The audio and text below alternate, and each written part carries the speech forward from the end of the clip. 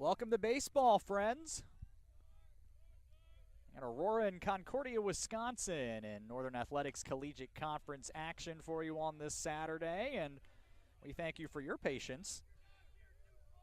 Well, we worked through some technical difficulties, but our great team was on it, and we've worked tirelessly here through the first 3 innings, and here we are with Nick Zarnecki at the plate with a full count and a diving attempt by the first baseman, make that Tyler Murray, and it goes off the heel of his glove and into right field for a base hit.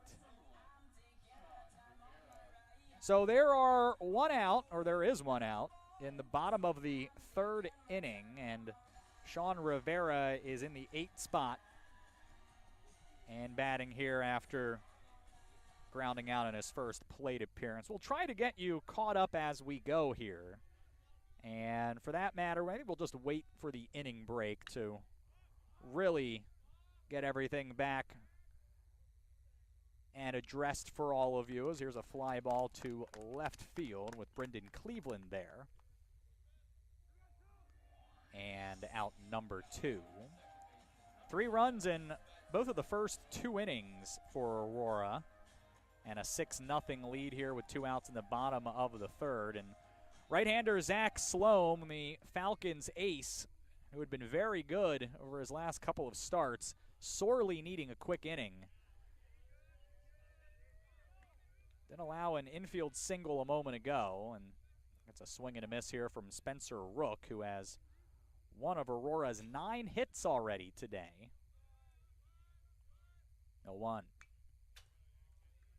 Fouled off here.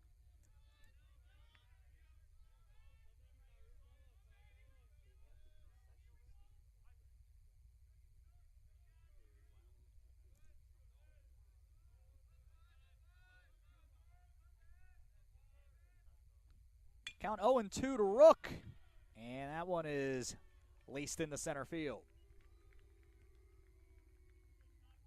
And the lineup will turn over here. So while we have a moment, Nico Bermeo is the shortstop leading off. Joe Lukancic bats second and plays right field.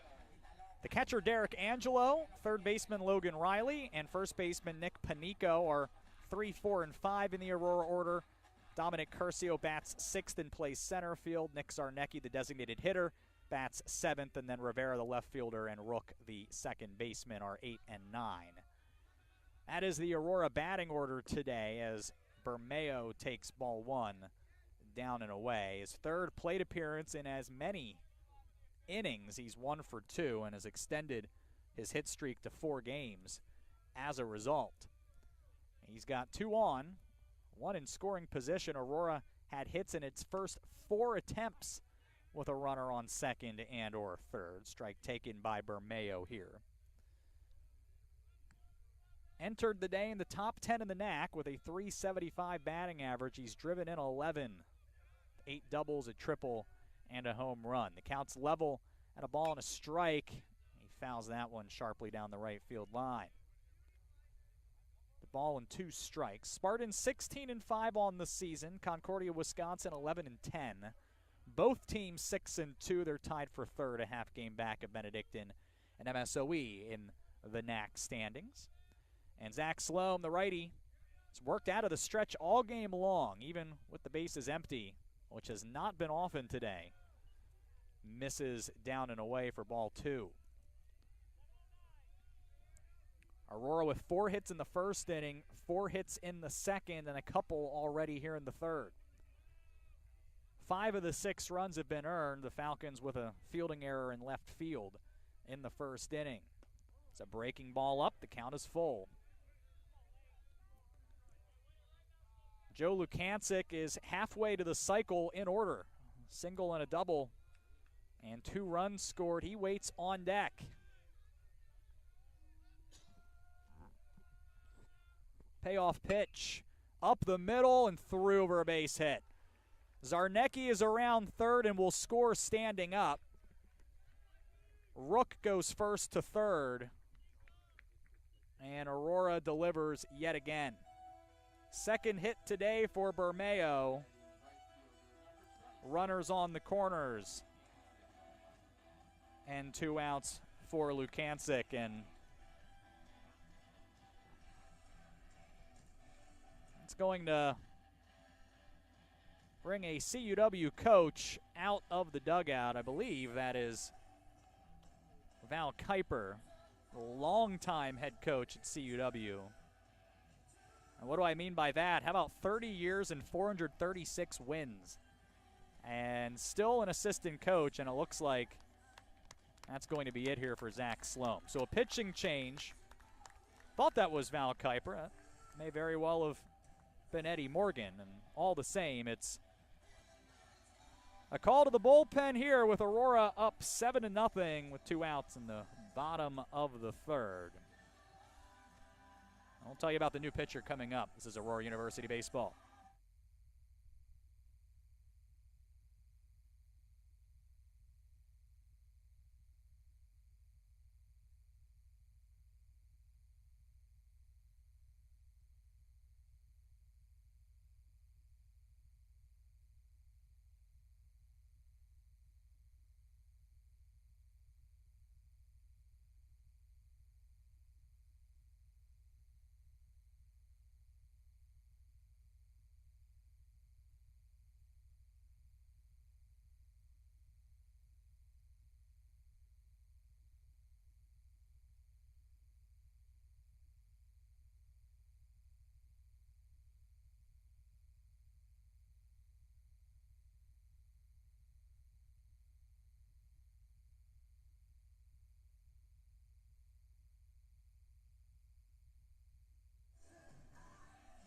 Left-hander Tyler Drezik, fifth-year senior, in out of the bullpen here. He was a first-team all-conference selection during his sophomore season. A brilliant year as a starting pitcher with an ERA under 3 and a 7-1 mark. Did not pitch last season and comes in for the 6th time this season, 3rd time out of the bullpen, a .568 ERA in 12 2/3 innings with 10 strikeouts. Opponents batting .240 against him. He'll come in here with runners on the corners and 2 outs here in the bottom of the 3rd inning. Sean Fry here with you, and thanks for waiting. Worked through some technical concerns, but we are here and happy to have you along. So thanks to Ryan Swanson and the whole team here for getting the job done. We have a lefty-lefty matchup to Joe Lukancic, who has not been bothered by that so far. Certainly hit the ball well against the right-handed Sloan, and will try to come up with a hit for the 3rd time in as many innings. He'll fall behind 0-2 here as that is sprayed foul.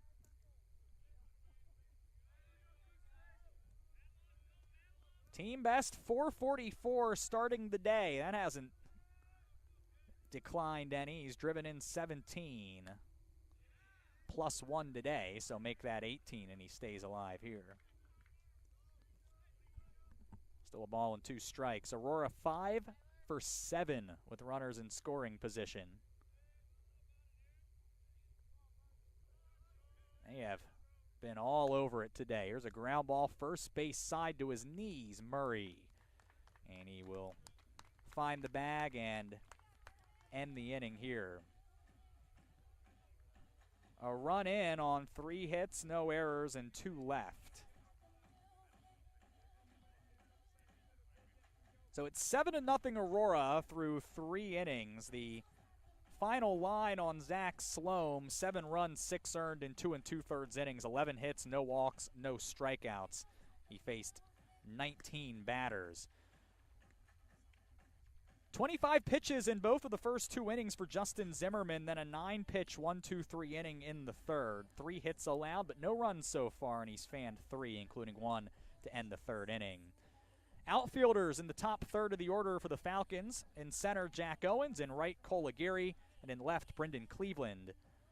DH is Jimmy Jurgensen batting 4th. Shortstop Kyle Flynn bats 5th. And Tyler Murray, the first baseman, hits 6th. Matt Miller at 3rd. Ryan Lay at 2nd. And Owen Burns behind the plate are 7, 8, and 9 in the Falcons' order. And Kyle Flynn will lead it off here for CUW. How do we get here? 2 on with 1 out in the first inning. Strikeout, flyout got Justin Zimmerman out of trouble. And then 4 straight hits in the first inning allowed Aurora to plate 3. Joe Lukancic, Derek Angelo, and then a 2-run single for Logan Riley. Nick Panico with a base hit in a play that led to a run scoring after it was bobbled in the outfield. Ball 1 taken here by Kyle Flynn, who is 0 for 1. 1-1 as he fouls off the next pitch. Batting .290 at the start of the day, 1 for 7 yesterday against Wisconsin Lutheran. Second inning, it was 4 straight hits again. Spencer Rook, Nico Bermeo, both with singles, an RBI double for Joe Lukancic and an RBI single for Derek Angelo, followed by a 5-3 RBI ground out from Logan Riley. Count is 1-2 here to Flynn as Zimmerman gets ahead and gets a grounder up the middle, but it's through. So a good piece of 2 strike hitting for Flynn.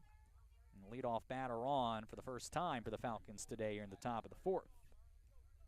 It's their 4th hit. At 52 degrees, sunshine, wind blowing in from right field, just under 10 miles per hour. So it's a gorgeous spring day here in the Fox River Valley here at Jim Schmid Field in the very lovely Stewart Sports Complex. Tyler Murray fouls off the first pitch. He grounded out to short his first plate appearance. Limited at bats, he's swung his way into the lineup, at least in a platoon role. He's hitting .375. Has driven in 5.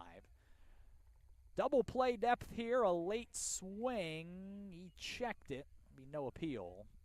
And it'll be a ball and a strike here to the 6th batter. Falcon order. Logan Riley at third, Nico Bermeo at short, Spencer Rook at second, Nick Panico at first, and Derek Angelo behind the plate. That's the infield alignment for Aurora. The foul ball on 1-1. Sean Rivera, saw him in the infield a lot last year. He's in left field today.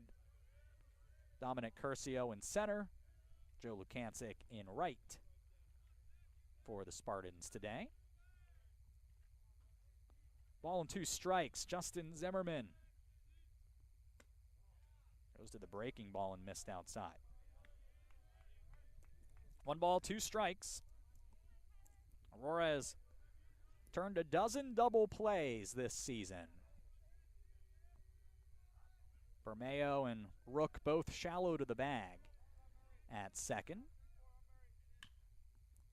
A pop-up, foul territory first base sign. That'll get away from everyone.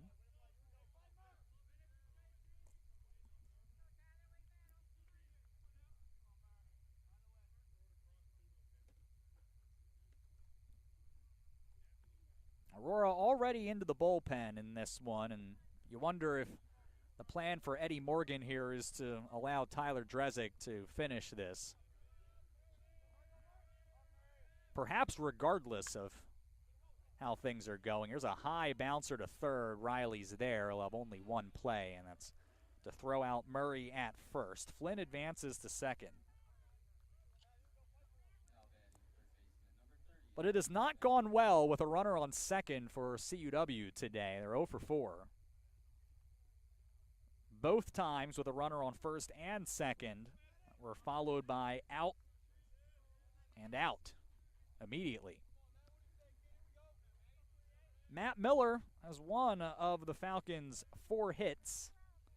He singled through the left side last time up. A sharp foul ball towards the CUW dugout here. 266 to begin the day. He's driven in 15.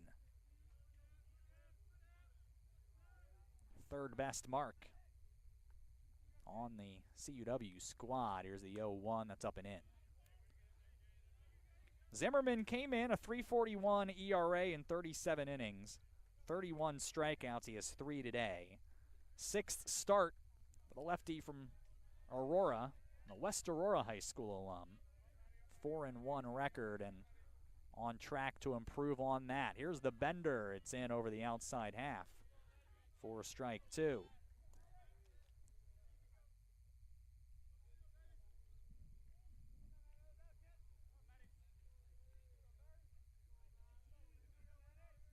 Double play no longer in order.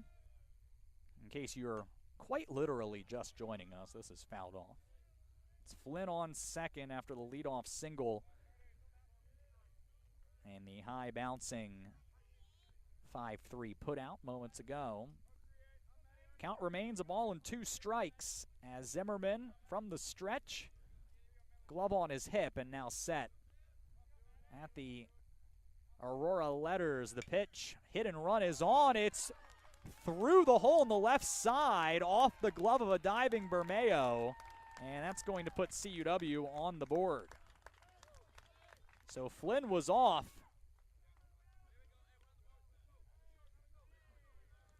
And the single is RBI number 16 of the season for Miller. And some life here for CUW finally here in the top of the 4th after squandering a handful of opportunities. Ryan Lay also singled in that second inning and will try to follow Miller with a second base hit. And hits one hard to center but right at Dominic Curcio. 2 down. Was certainly hit hard enough, but right at the Spartan fielder, so that'll be out number 2, top of the 4th inning, and Owen Burns to the plate.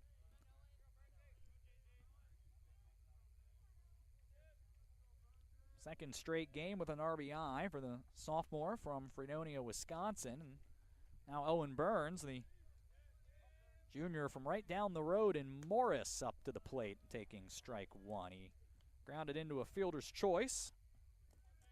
Was able to leg out what would have been Aurora's 13th double play of the year. And now steps to the plate trying to extend the visitors' 4th. Zimmerman back to the hook, and it's in for strike 2. Aurora wearing all black uniforms, blue numbers and letters outlined in white. Aurora on the front in script. It's a blue pinstripe on the pants. Black hat, blue brim, AU logo on the front. Here's a fastball run up. CUW wearing gray, blue numbers and letters outlined in white. Concordia on the front.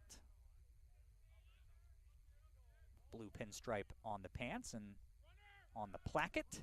Runner goes, pitch misses, and the throw is in the center field.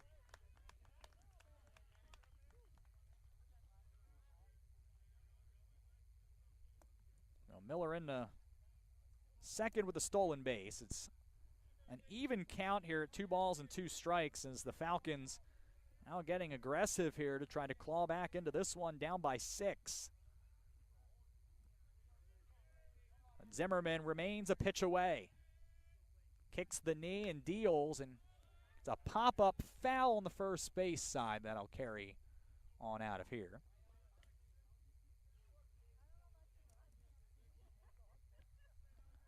Other games around the conference today, Illinois Tech home to Wisconsin Lutheran.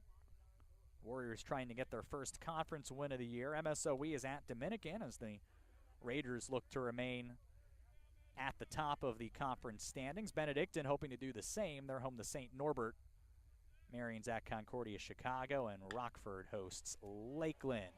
Swung on, hit hard into the left field alley, and it will roll to the warning track, and that will make this a 7-2 game as Burns is in with an RBI double.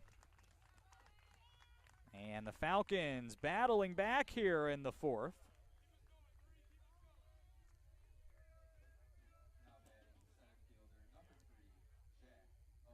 And they'll have another opportunity with a runner in scoring position as Jack Owens steps back to the plate. A strikeout and a flyout today for Owens so far.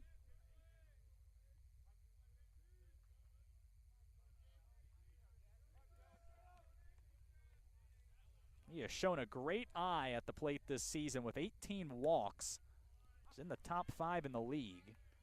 Takes strike 1 here, which is to say that if you're going to come at the senior from Chicago, he's not going to expand the zone a great deal.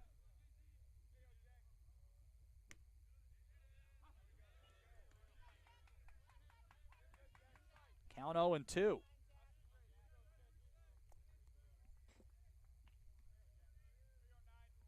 Two runs in, 3 hits. 7-run lead, trimmed by a couple. Here's a letter-high fastball that is hit into center field. Curcio retreats back into his right and makes the catch as Owens goes 0 for 3 without number 3 here in the top of the 4th. 2 runs, 3 hits, 1 left. Halfway through our 7-inning contest today, Aurora leads Concordia, Wisconsin, 7-2.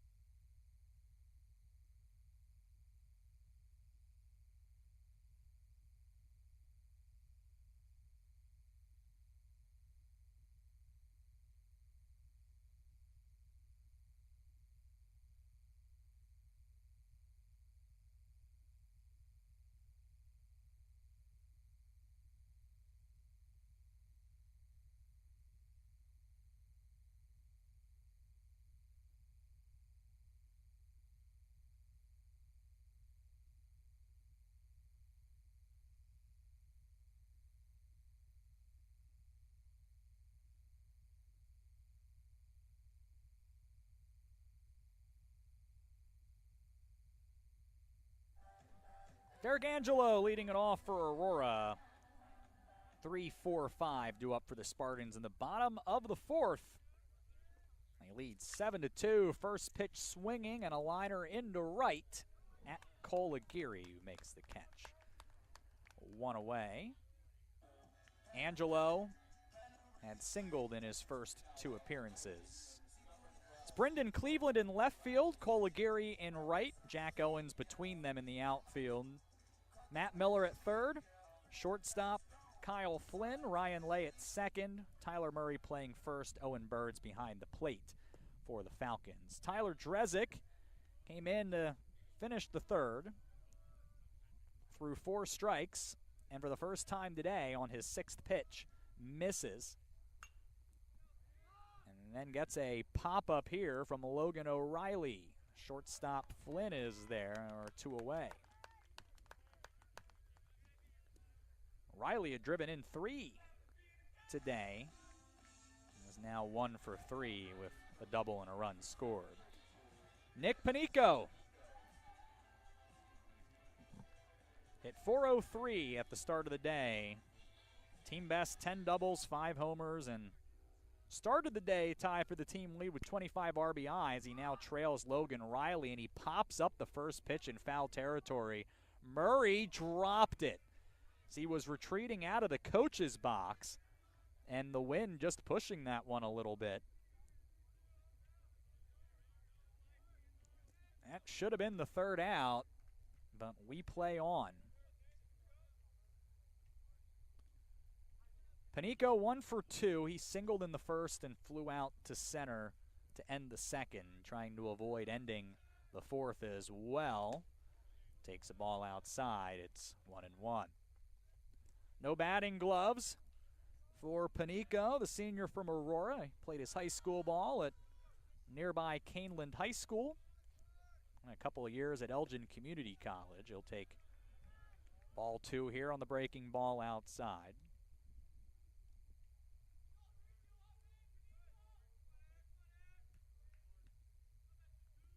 Drezik from the belt, and the stretch swung on, hit hard. Left field, Cleveland goes back to the wall and watches it go.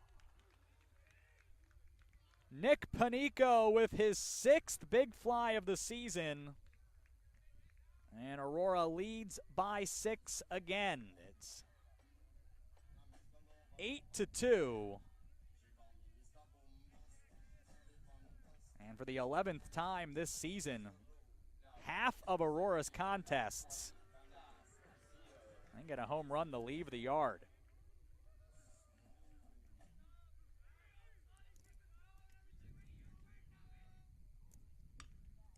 First pitch swinging, Dom Curcio. Chopper left side, third baseman Miller had to be quick and was as he turns and fires and gets Curcio for out number 3. A 2-out solo homer for Nick Panico, the only damage in the bottom of the 4th. To the 5th. Aurora has scored in all 4 innings. They lead it 8-2.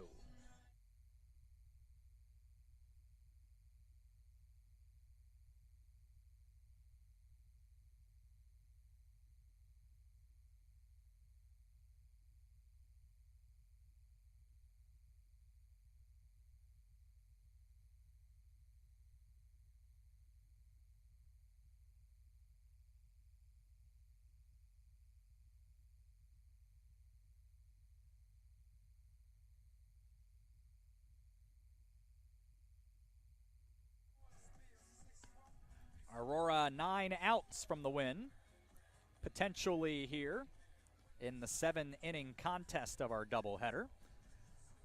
9-inning game will follow. The probable starter for Aurora, the right-hander Jack Fisher, who did not appear yesterday and was not the starter in this one, but we'll find out when we see the lineup card here between contests. CUW maybe a little more of a mystery who they might run out as they have a few options. 2, 3, 4 due up in the top of the 5th. The Falcons able to get a couple back in the 4th, but some work to do. Ball 1 from Justin Zimmerman to Cole Aguirre. He's 1 for 2 in the 2 spot of the order, and he'll be ahead 2-0 as he takes ball 2 too low. 353, the batting average for Aguirre coming in. He's already extended his hit streak to 6 with that first inning single.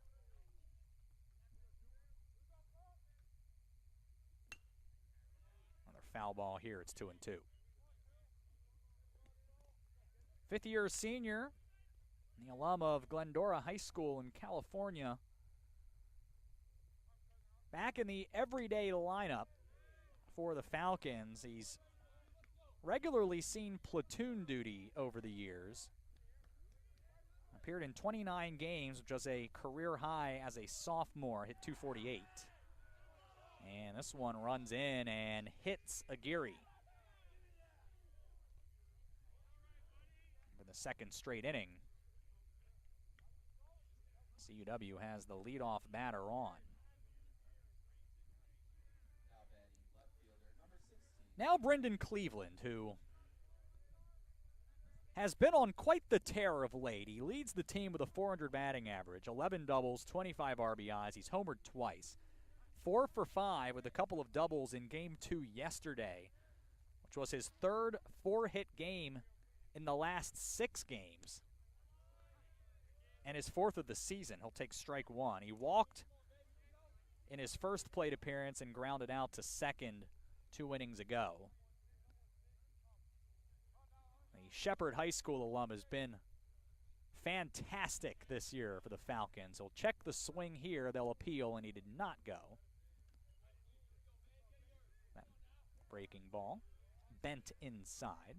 It was George Hillard in the field. Lane Luxem called for the appeal behind the plate.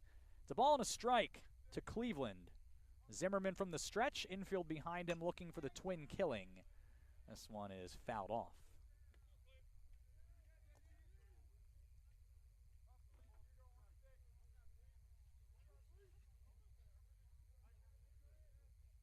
Go back last week to the Lakeland series. He went 8 for 9, drove in 5 against the Muskies.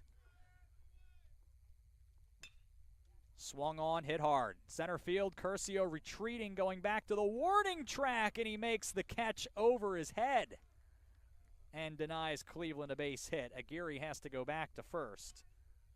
And a hard hit, out number 1. We'll bring Jimmy Jurgensen to the plate. Only returning all-conference batter from a year ago. He was an honorable mention after he hit .331.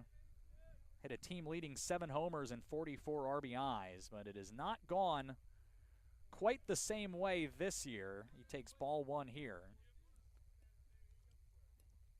Just .242 this year, a couple homers, 13 RBIs, and he's struck out twice today on breaking balls. And he went here.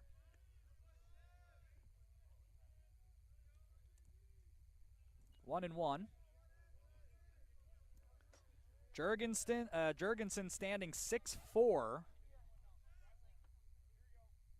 An imposing presence at the plate. Here's a pop-up. First base side, foul territory. And was that caught? It was. Angelo was able to get over and make the play, and that's out number 2.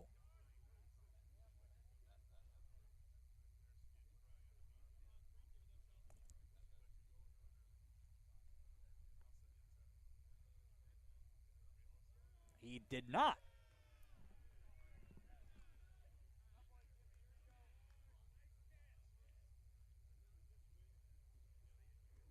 They discuss, and they called it a dead ball. Now, we could not see it from our angle here, so it's a foul ball. And Jurgensen picks the bat back up and heads to the plate behind in the count, a ball and 2 strikes. 1 out, 1 on, top 5. Zimmerman to the fastball, a pop-up. That'll get out of play here behind the plate. Remains 1 ball and 2 strikes. Cole Aguirre hit by a pitch to lead off the inning. Remains at first. Stolen bases difficult to come by against a lefty, and even against Aurora, they've thrown out 14 stolen base attempts. Here the runner goes. The pitch missed. The throw is in time. And right on cue, that's number 15.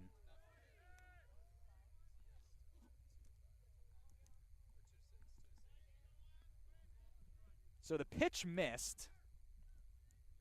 It's a 2-2 count. The bases are empty, and Jurgensen fouls off another pitch as count remains 2-2. Zimmerman looking to finish the 5th. Swung on and lifted the center. Curcio has plenty of time. He'll make the catch, and that'll do it for the top of the 5th inning. A leadoff hit batter is erased. No one left. To the bottom of the 5th we go. It's all Aurora. They lead Concordia, Wisconsin 8-2 in Game 1 of the Twin Bill today.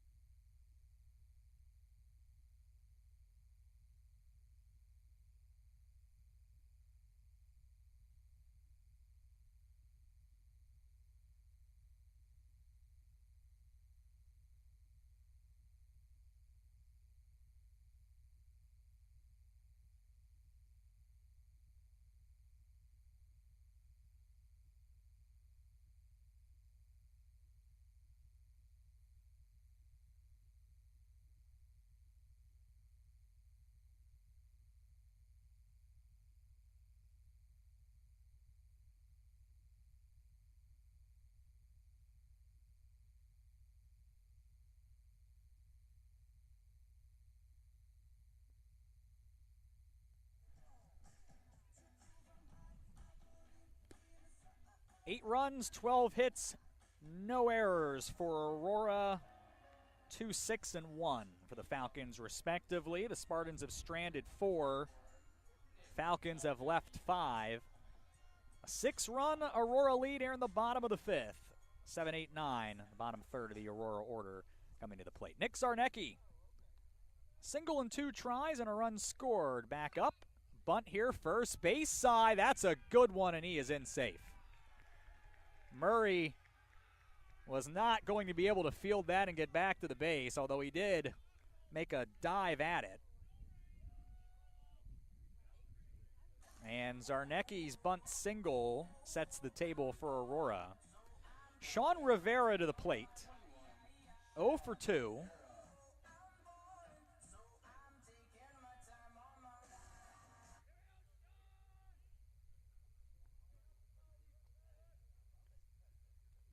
Came into the day batting .368. Takes a ball down here. It's driven in 18. Had a 6-game hit streak that was snapped in Game 2 yesterday against Rockford, and now trying to get back on track here. He'll take a strike. With the ball in 1 strike. Tyler Drezik has only allowed the solo home run from Nick Panico, and now the infield single to Nick Zarnecki. As he faces his 7th batter. Bunt shown, pitch taken, and back in the first is Zarnecki.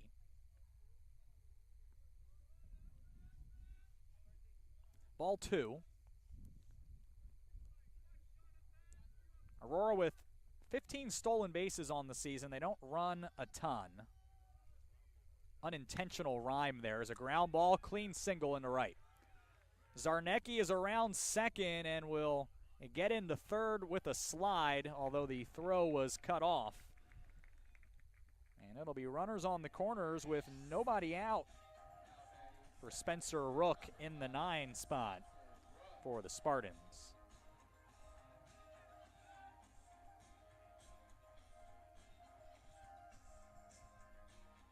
And out from the dugout is Eddie Morgan.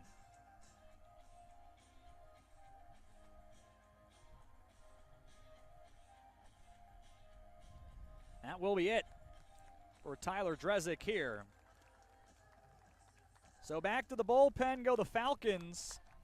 The first 2 on here, lead off the home 5th. Spartans lead 8-2 in a pitching change timeout here at Jim Schmidt Field.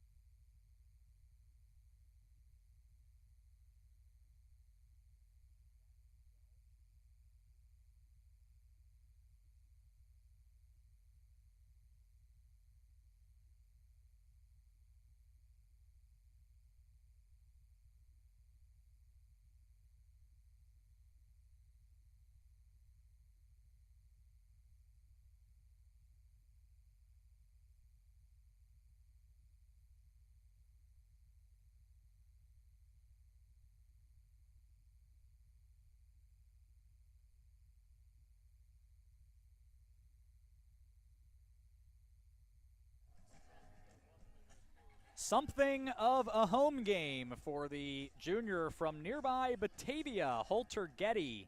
The right-hander is into the game for Concordia, Wisconsin. Who knows, maybe he has a few friends and family in the stands, but regardless, he's on the bump.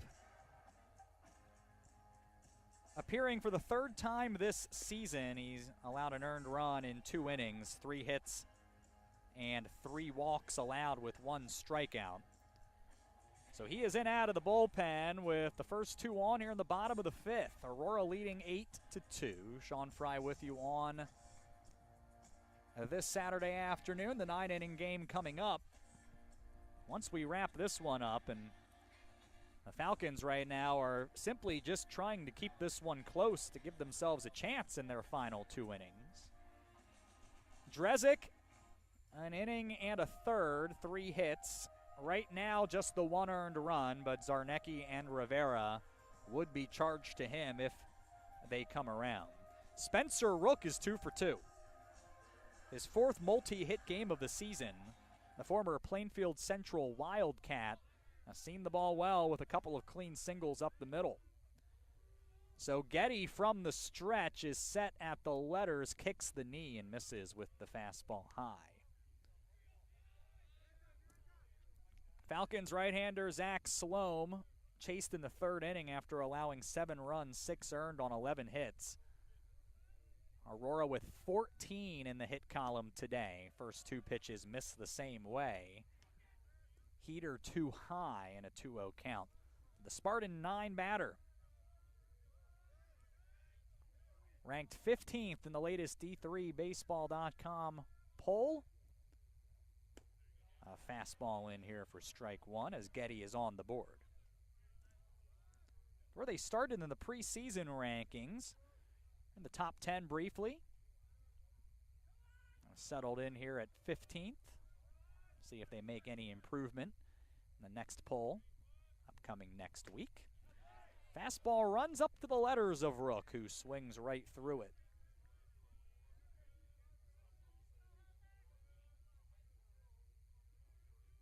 I believe that's just the 3rd swing and a miss on a Concordia, Wisconsin pitch today. They haven't struck out. Runner goes on 2-2. Rook fouled that, I believe, into the glove of Burns, and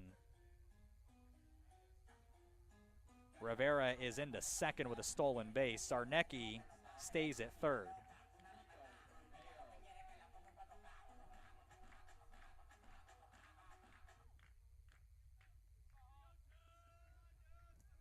So Getty's fastball has some life to it. And he'll start it off with the same, the Nico Bermeo. A couple of singles and a run scored. He drove in a run in the third. And a nice day so far. The St. Patrick High School alum takes the fastball up. Now, Aurora's school colors, if you don't know, are royal blue and green, and Nico Bermeo with the borderline fluorescent green batting gloves. He'll take strike 2 here. I don't think the umpire will have any difficulty determining where his hands are on a check swing. 1 ball, 2 strikes to Bermeo, trying to extend the Aurora lead. A good pitch by Getty and a better take by Bermeo. One just missed the outside corner. From here, it looked a bit low. A disciplined take by the 4-year starter here for the Spartans. Count 2-2. Runners on second and third and 1 out, and Getty to the fastball again, and a swing and a miss. 2 down. And it's Joe Lukancic.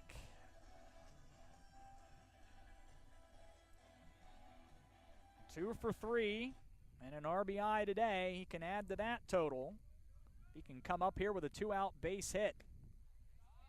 Takes a fastball in the outer half.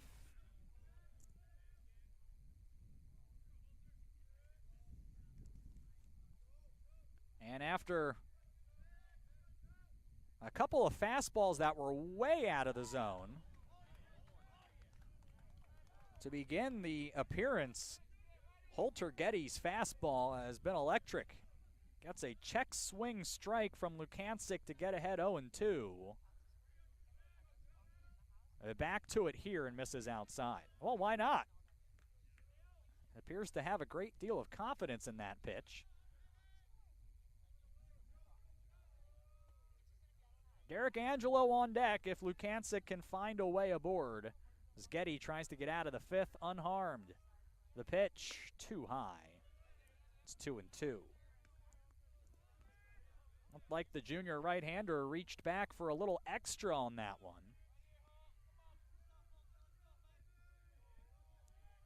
Team leader with a .444 batting average coming in. Lukancic with a 2-2 count, 2 on and 2 outs. Was hit on the elbow as that one ran in. Owen Burns is protesting that. My guess is that Lukancic was out over the plate, but the bases are loaded for Derek Angelo. Oh, what a spot. Any comeback hopes for CUW would seem to rest on the result of this plate appearance. Derek Angelo is 2 for 3. He's driven in 21, including an RBI single in the second inning. He fouls off the first pitch. 365, his average at the start of the day. Drove in a couple in game 2 against Rockford yesterday. 0-1. Outside corner fastball, it's 0-2. 8-2 Spartans, 2 outs, bottom 5th. 7-inning contest. Leading off our doubleheader today. Getty trying to get out of this yet again. The 0-2 is a breaking ball, and Angelo stayed with it, fought it off.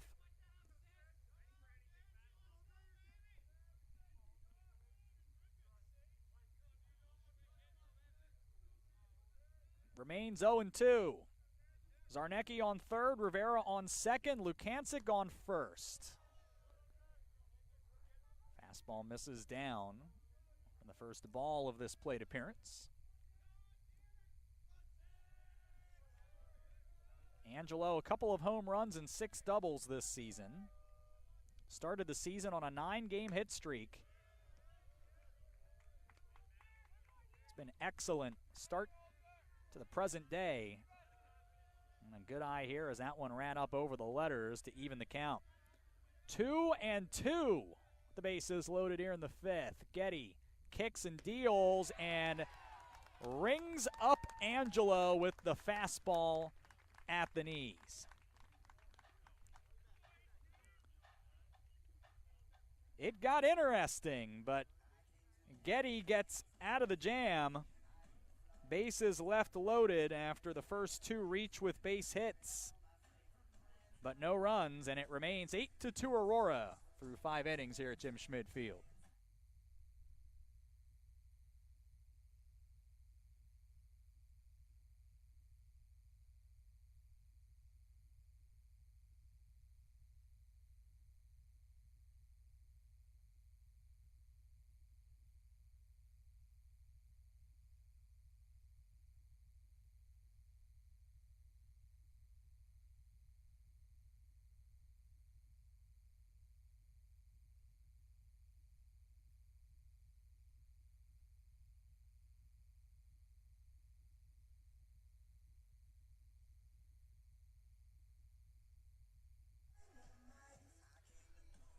Justin Zimmerman back out. Although a left-hander is warming in the Aurora bullpen. I believe that is CJ Cazares. Justin Zimmerman, 5 innings, 6 hits, a couple of earned runs, both in the 4th inning. He has struck out 3 and is at 101 pitches as he toes the rubber to begin the 6th inning. So you'd have to think this is likely the final frame for Zimmerman, as he'll face Kyle Flynn in the 5 spot for the Falcons. Zimmerman winding and dealing, getting a pop-up on the left side, drifting in the foul territory. The third baseman, Riley, the edge of the coach's box, makes the catch for the first out on 1 pitch.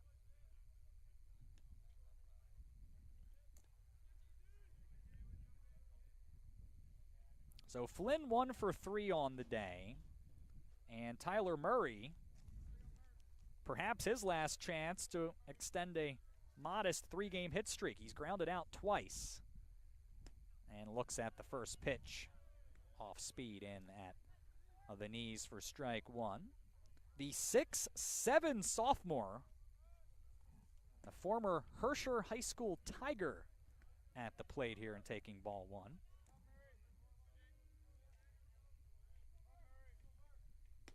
Strike 2 in.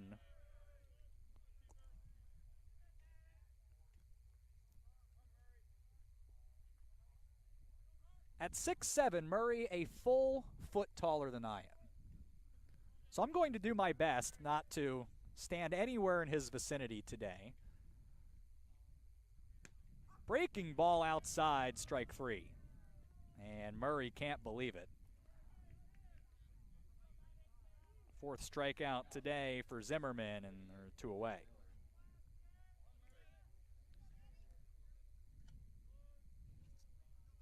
Matt Miller has not been retired today. A couple of singles, an RBI, and a run scored. He'll take ball 1 here. It's been a good day for the sophomore and the Northern Ozaukee High School alum. Be ahead here, 2-0. 4 outs left. Falcons in need of a large rally, and that will at least keep hope alive as Miller is 3 for 3. I have to wonder if, after sitting out Game 2 yesterday, if he'll find himself in the Game 2 lineup today. Well, why not? Ryan Lay with a single and 2 tries is at the dish, trying to extend the inning. No shift to the infield with a couple outs already recorded. Zimmerman looking to finish today's outing, and doing so without any more harm done. He'll pour in a strike to Lay to begin the plate appearance. He does not waste a lot of time out on the hill. He's right back to work, and he's ahead 0-2. Aurora 14-0 when leading through 6 innings this season. When they have led through 6, they've won 52 of the last 53 such instances. Aurora has been very good at closing the door over the last 2+ seasons. A ball to Lay in the 8th spot. The 1-2 pitch also misses as Zimmerman went to the fastball. And the count is level.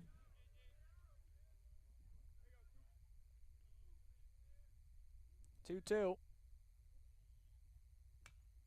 Fouled off. And you start to wonder if this might not be the final batter for Zimmerman one way or the other. He's now climbed up over 110 pitches. Misses here with the bender, and the count runs full.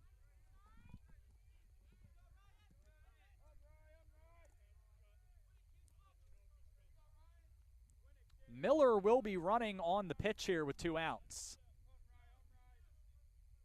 There he goes, and it's a grounder to third and a brutal hop at Riley. That one was roasted down the third base line, and everyone's safe.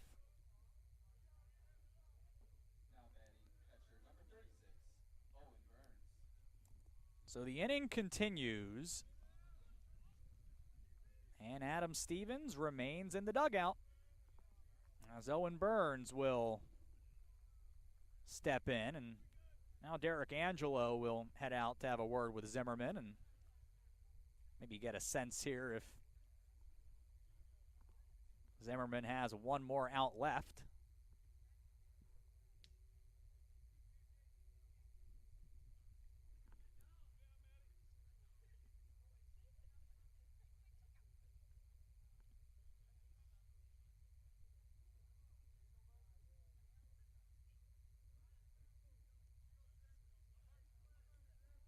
CJ Cazares standing by and remaining in the bullpen for now. Owen Burns, an RBI double last time up. A chance to bring the Falcons closer. And Zimmerman tries to work one final out here in the home 6th. Breaking ball that danced in across the inside half. 0-1.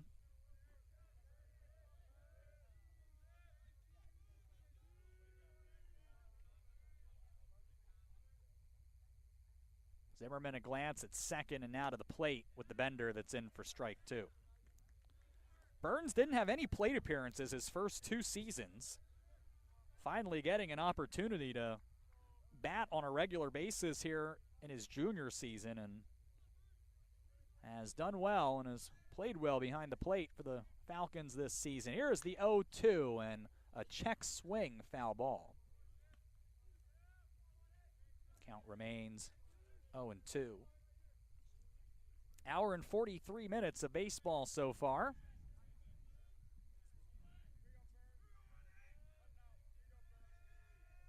All the offense so far in the first 4 innings. Breaking ball. That one missed the corner.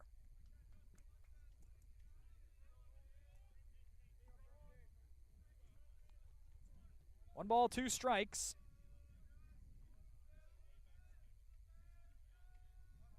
Zimmerman a strike away. Set at the belt, kicks and deals. And this one is shot through the hole on the right side. And weakly, Lukancic comes up throwing. Miller held at third. The bases are loaded.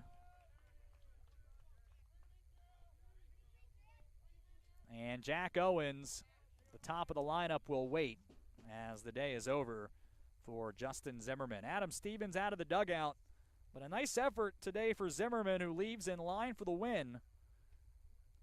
And the left-hander out of the bullpen to try to close things out here in the 6th and perhaps beyond. A pitching change timeout here at Jim Schmid Field with 2 outs. The bases loaded in the top of the 6th, and Aurora leading 8-2.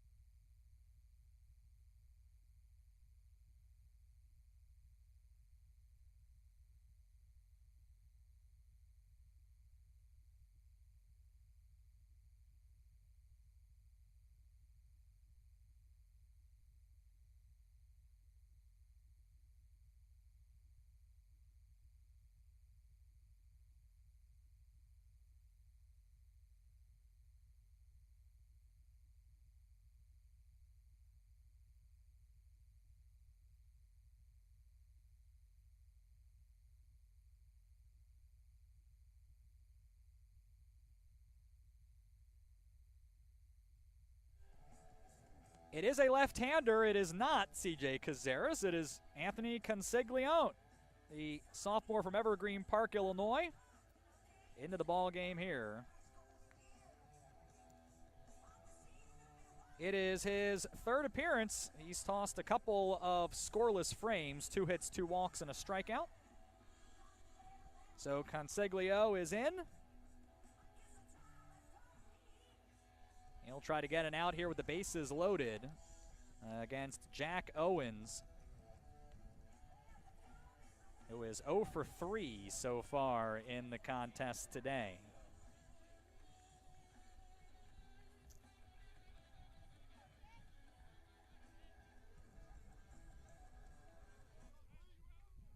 Not an easy spot for a reliever to come into, but on the bright side, all he has to get is 1 out. So he'll work out of the stretch here as Owens tries to break through for his first hit of the afternoon. First pitch from Consiglio is too high.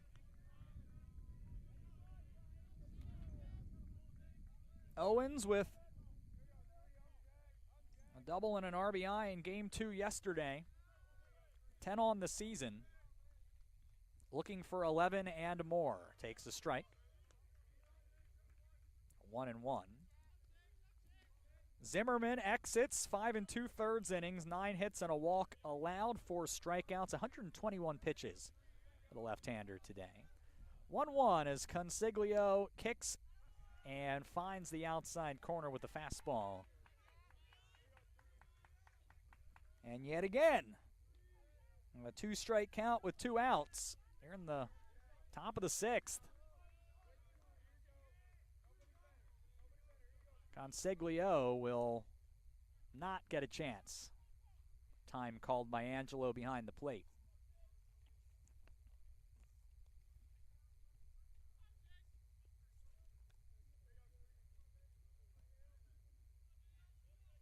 I would suspect that this is Consiglio's to finish.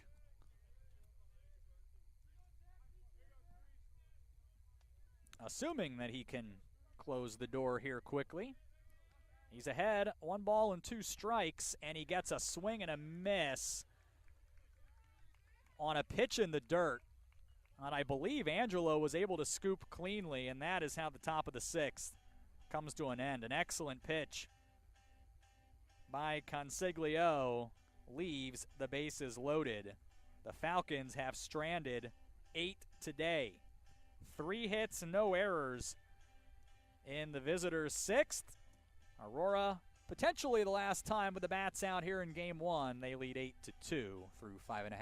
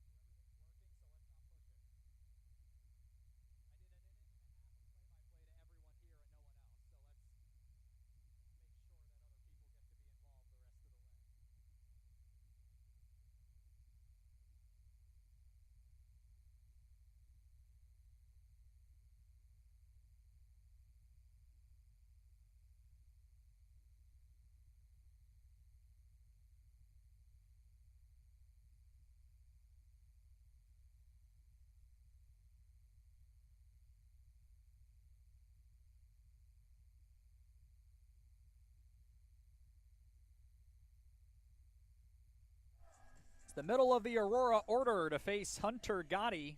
The bottom of the 6th. Spartans up 8-2. Sean Fry here with you on what has turned into a very nice Saturday here at Jim Schmid Field. Light breeze blowing in.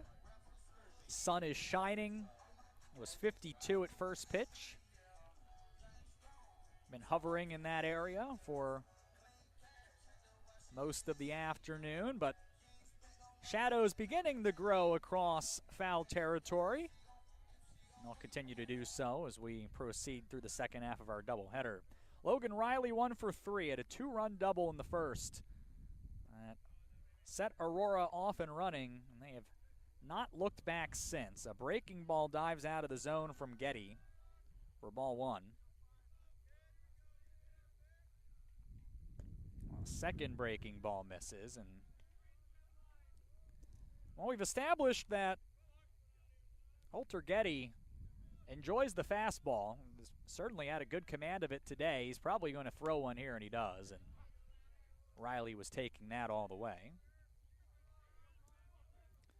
Nick Panico and Dominic Curcio do up this inning for Aurora. The 2-1 pitch is shot found on the right field line. It's 2 balls and 2 strikes. Riley now the team leader with 28 RBIs. The former Sycamore High School alum. Chopper right in front of the plate. Getty has to get off the bump. Make a good throw to first for the 1-3 putout. Now Nick Panico launched one over the left field fence his last time up for his team-leading 6th home run. He is 2 for 3 and will look for a 3rd hit today. And like Riley, played at Elgin Community College. Takes ball 1. And then strike 1, both on fastballs.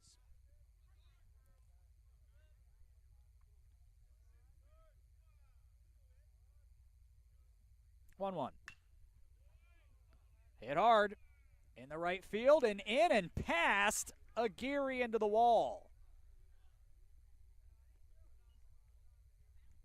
It looked like that was just a bad angle to the ball by Aguirre.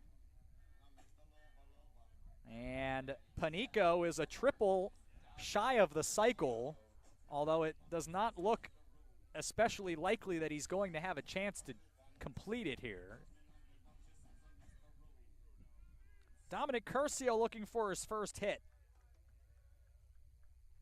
here on this Saturday. He went 0 for 6 yesterday. Trying to get back on track.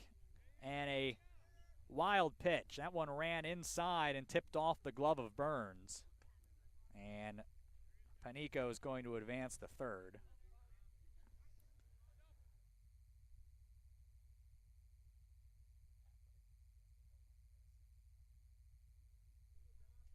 So the runner to third now, and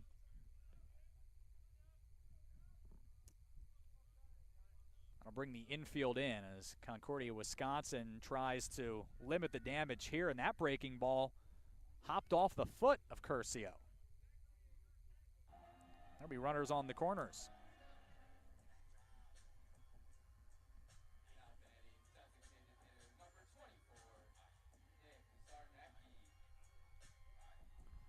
Nick Zarnecki has a couple singles today. Chance to add to that total here.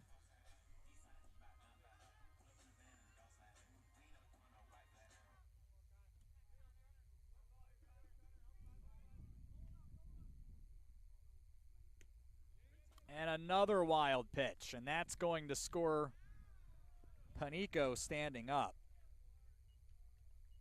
Curcio to second. Aurora extends the lead. 9-2, and that should bring the infield back.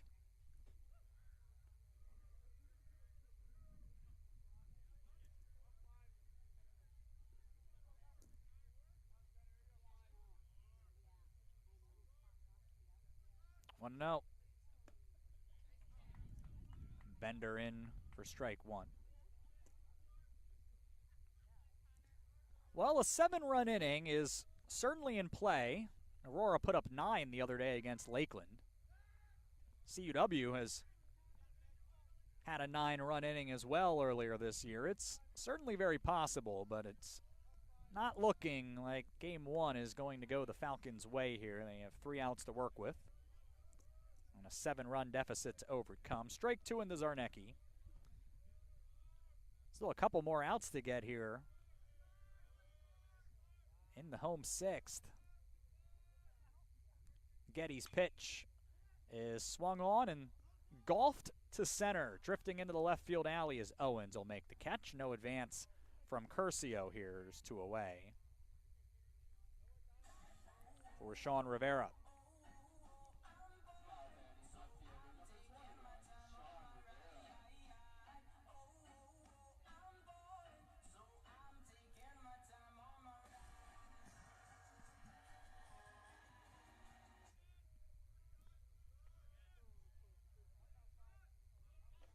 Falcons looking for 1 out anywhere.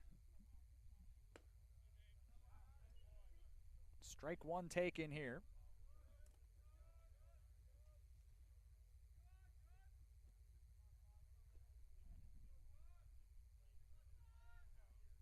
Hill 1. Outside. Bullpen empty, so it certainly appears that Anthony Consiglio is going to pitch the 7th and potentially final inning for Aurora. Fastball too high. Getty falls behind.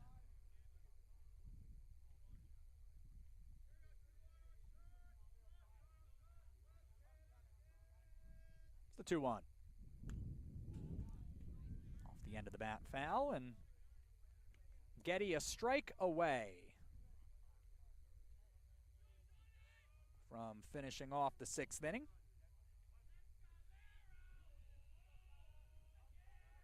Rivera looking for his second hit.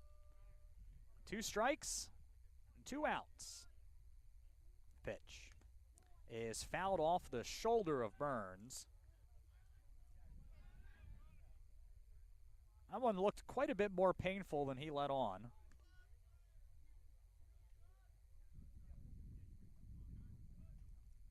I think that with goalies in hockey as well. Still 2-2. And a fastball over the inner half. Sits down Rivera looking. And Getty with 4 strikeouts finishes off the 6th here, allowing a run. 1 hit, 1 left. And it's last chance time. For the Falcons, they trail Aurora 9-2 going to the top of the 7th.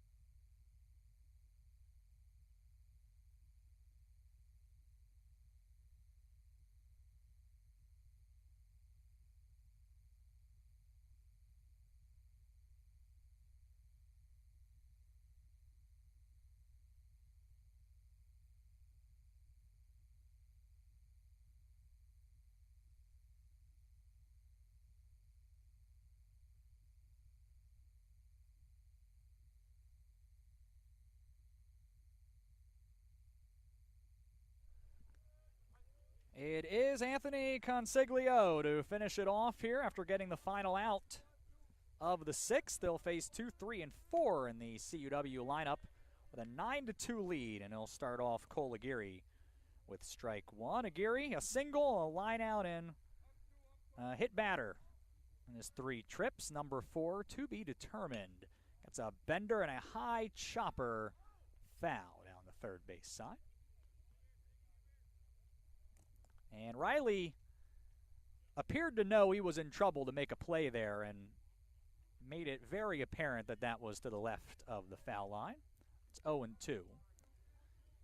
Brendan Cleveland still to be dealt with, and Jimmy Jurgensen, they're due up here in the top of the 7th. Consiglio got a check swing on the changeup, and Geary did not go. The ball and 2 strikes.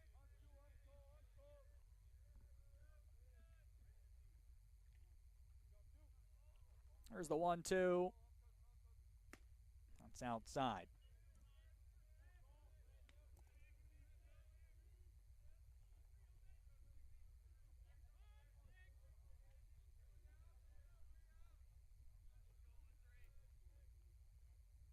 Two-two.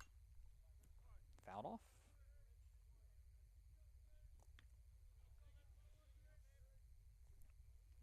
So if Aurora can finish the job here, they'll move into solo 3rd place, at least for the moment, pending the result of the 9-inning contest coming up. It's the 2-2. Hard hit up the middle, diving play on it for Rook, but he could not hang on. And Aguirre is on with his 2nd base hit of the day.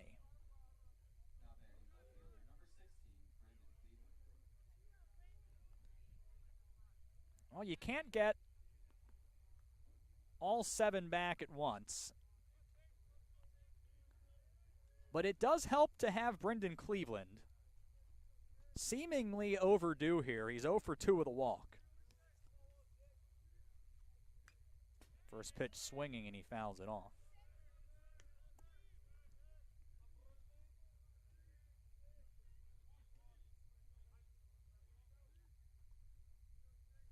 Really just the one golden double play opportunity for Aurora. Came back in the 2nd.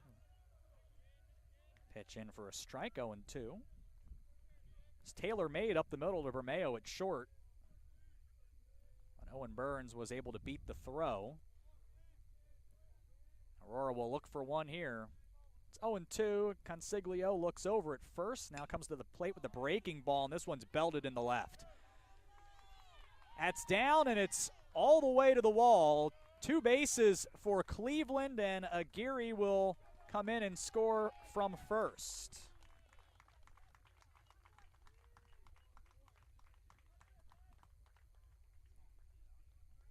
RBI double for Cleveland. The lead trimmed to 6. And it appears that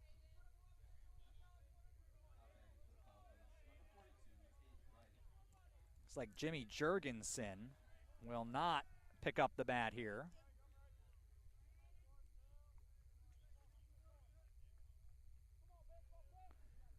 Hayden Reich, the freshman from Sussex, Wisconsin, digs in, takes ball 1.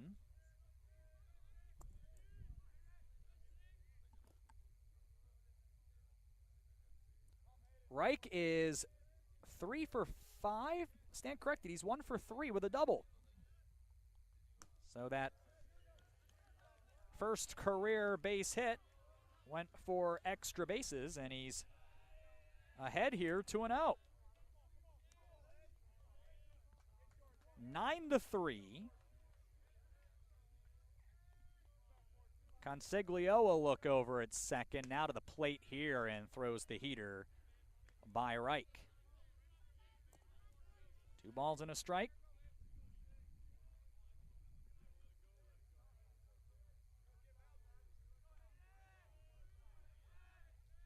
Two one. Too high.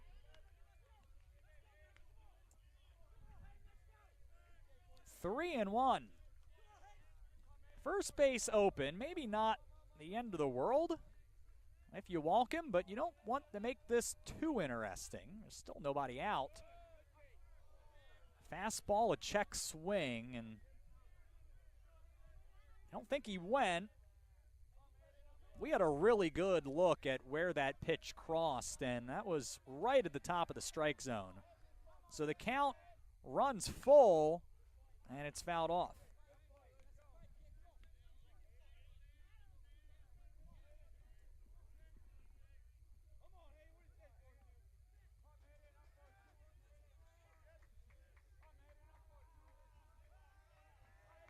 Bullpen is empty. This is Consiglio's to finish.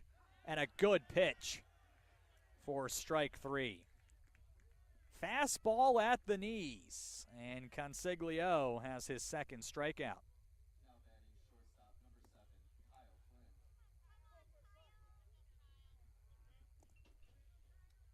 It'll be Kyle Flynn trying to move the line. Single in 3 tries. Hometown listed as Nashville, but he went to Montini Catholic here in the Chicago suburbs.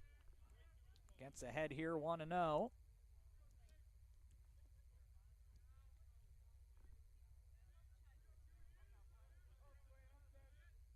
Second offering to Flynn is swung on and lined through the right side for a base hit.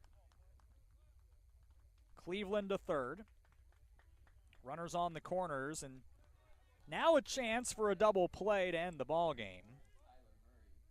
Third hit of the inning. 12 on the ball game for the Falcons. And here's where stranding 8 today, including the bases loaded last inning, is really painful. It's not that the Falcons haven't had runners on. They have just not done an especially good job of taking advantage of the opportunities.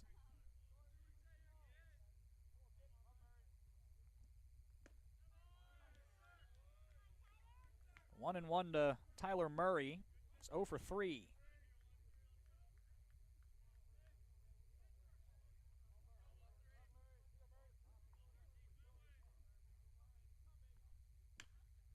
Foul ball. 1 and 2.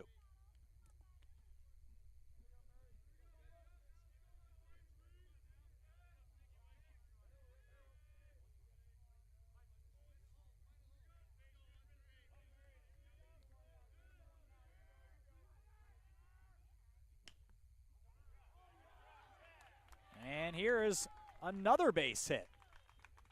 Flipped into right, scores Cleveland. Flynn to second.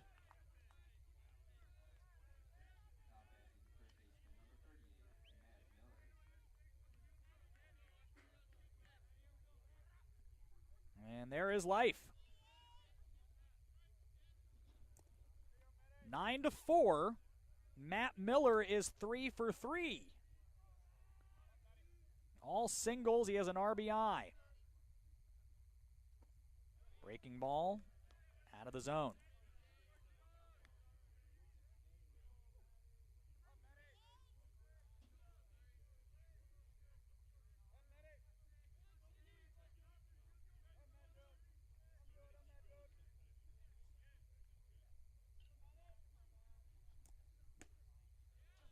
Consiglio able to follow with the strike. It's 1-1.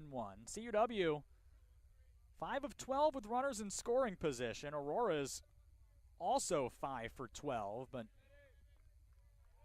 opportunities left out there for some big innings. Here's a grounder up the middle. It's a slow chopper. Bermeo will go to second for 1, and that's all he'll get. The relay throw not in time.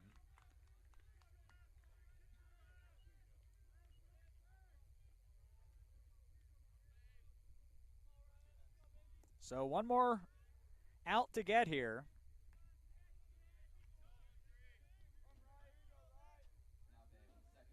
And Ryan Lay is going to try to avoid being the one who gives it.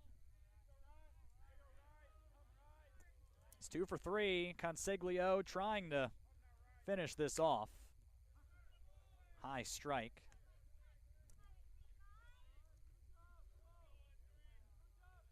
Two runs in, 2 more on. 0-1. Breaking ball and a fly ball. Foul territory right field. Out of play.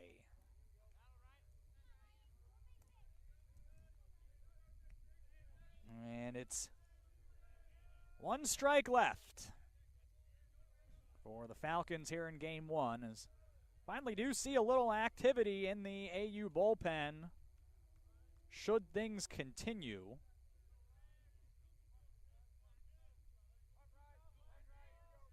Oh, and 2 to Lay.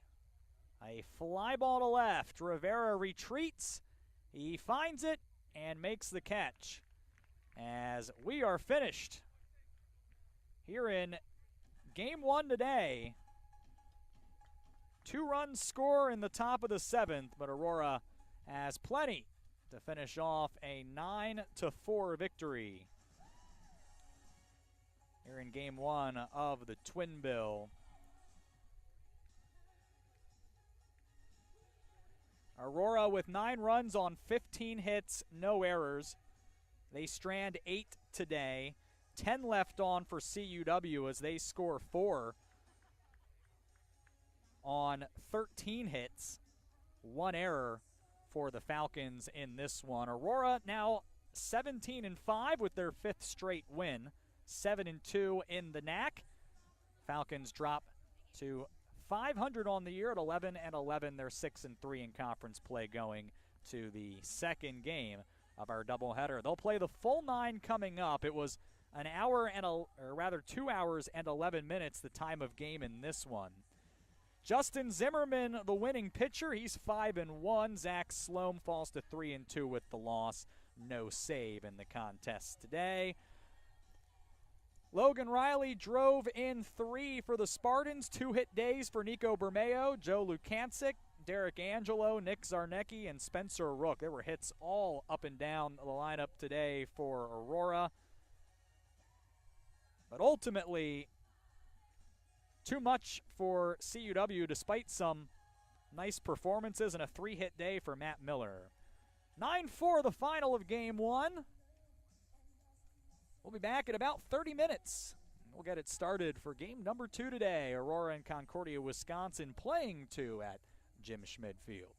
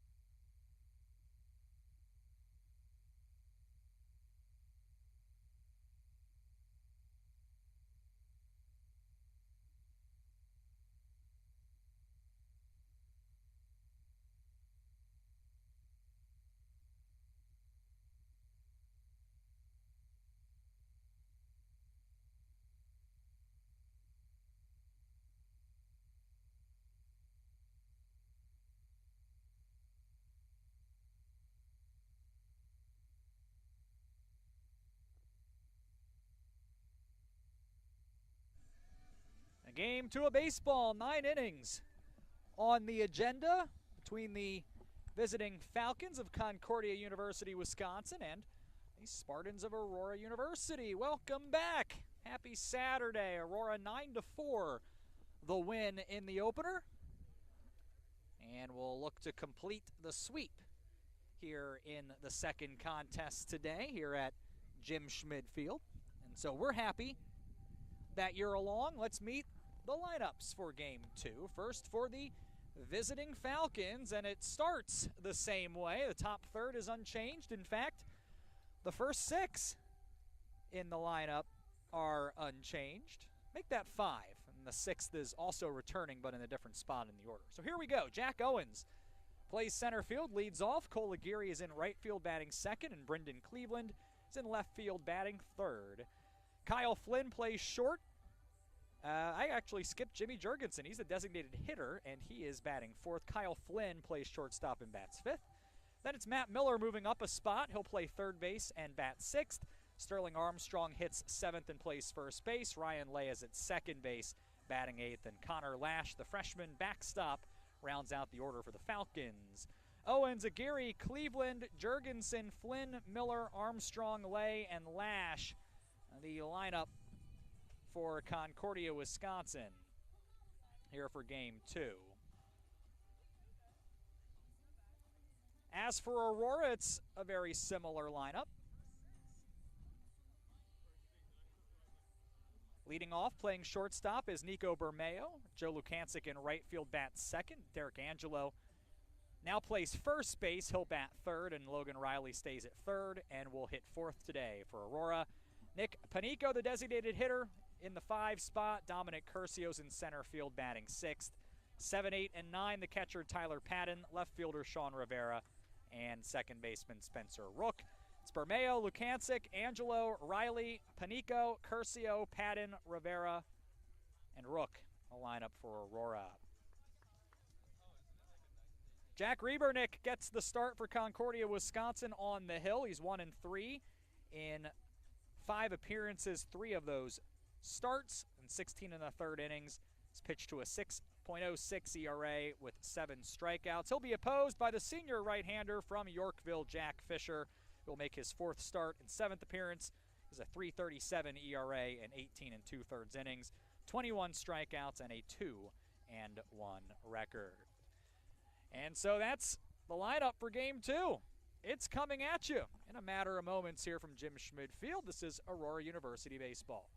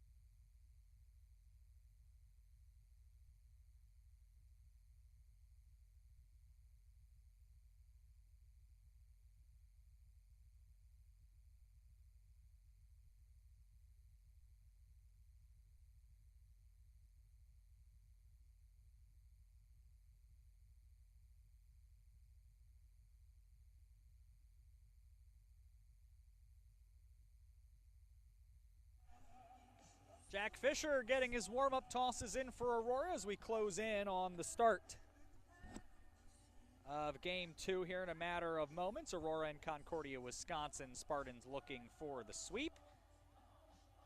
Plenty of results from around the conference that we will discuss as we move through the portions of this contest, but we have a change at the top of the standings. So that gives it away that one of Benedictine or MSOE must have lost here in their first contest today. So we'll tell you about that as we move through the afternoon.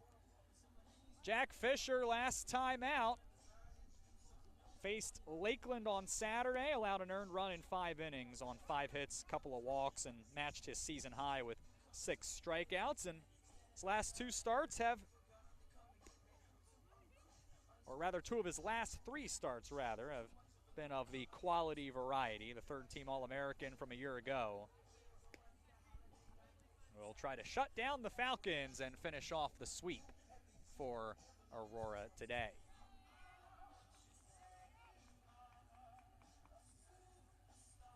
Aurora still wearing all-black uniforms, Concordia, Wisconsin in road grays. And it's baseball time here. Game number 2 as Jack Owens has stepped in and will face the first offering from Jack Fisher, who lets a fastball rip, and Owens swung and missed.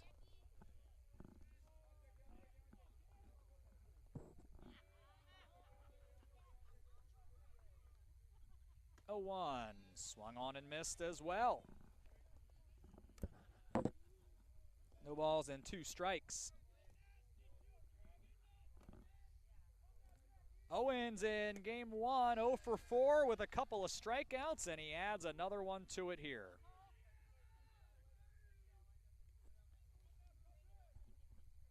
Heavy dose of the fastball from Jack Fisher. And a 3-pitch. Good morning, good afternoon, and good night. All right, he's a third of the way to an immaculate inning, folks. Here's Cole Aguirre to the plate. First pitch from Fisher is fouled off. Aguirre 2 for 3 with a run scored in the opener. Improving on that 353 mark, and he entered the day with Fisher from the windup.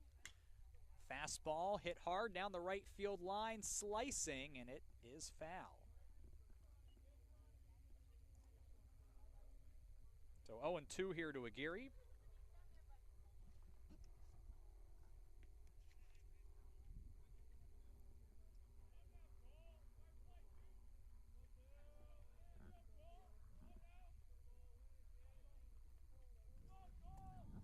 Can Fisher finish off Aguirre in 3 pitches? Here's the 0-2. That's fouled off.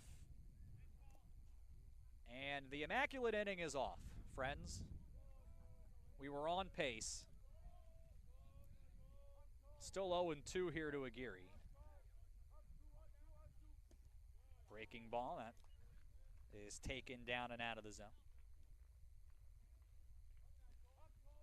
Sean Rivera, Dominic Curcio, and Joe Lukancic left center and right field in the outfield. Tyler Patton behind the plate takes a pitch outside from Fisher.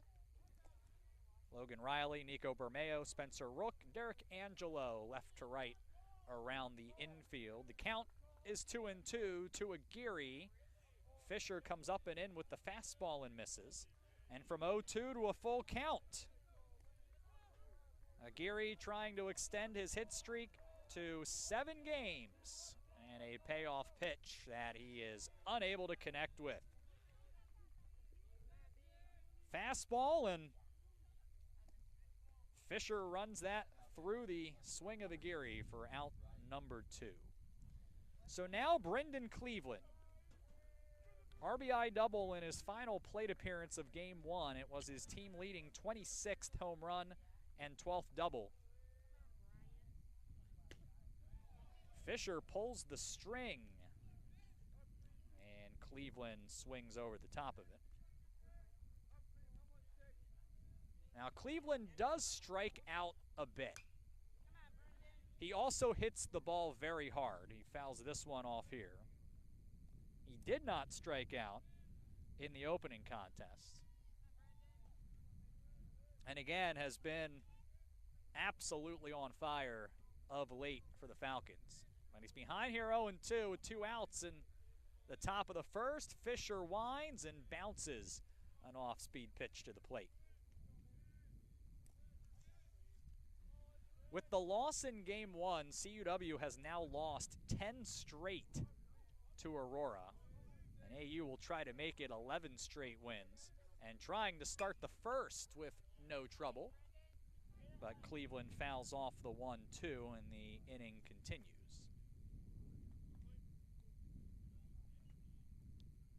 Not only is it 10 straight losses to the Spartans, the Falcons haven't won in Aurora since 2016. It's been 8 years since they've picked up a win here. Cleveland with the 2-out single up the middle.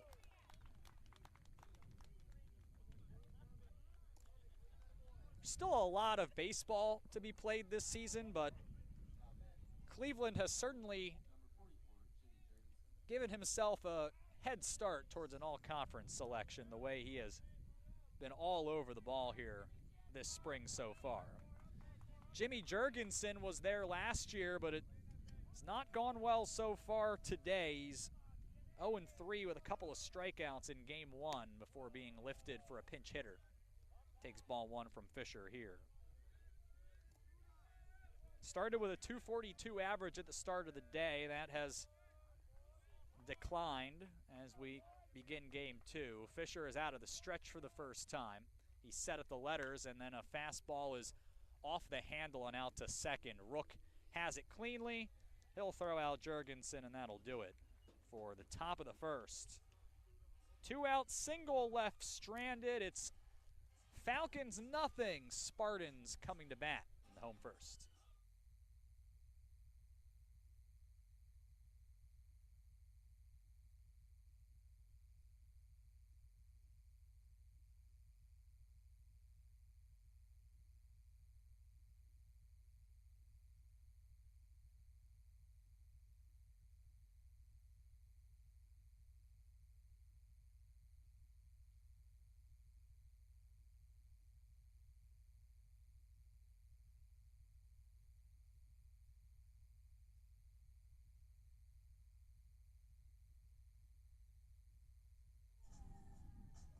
.54 degrees, sunny skies, wind blowing in from right field, and around 5 to 10 miles per hour, so a lovely spring day here in the Fox River Valley.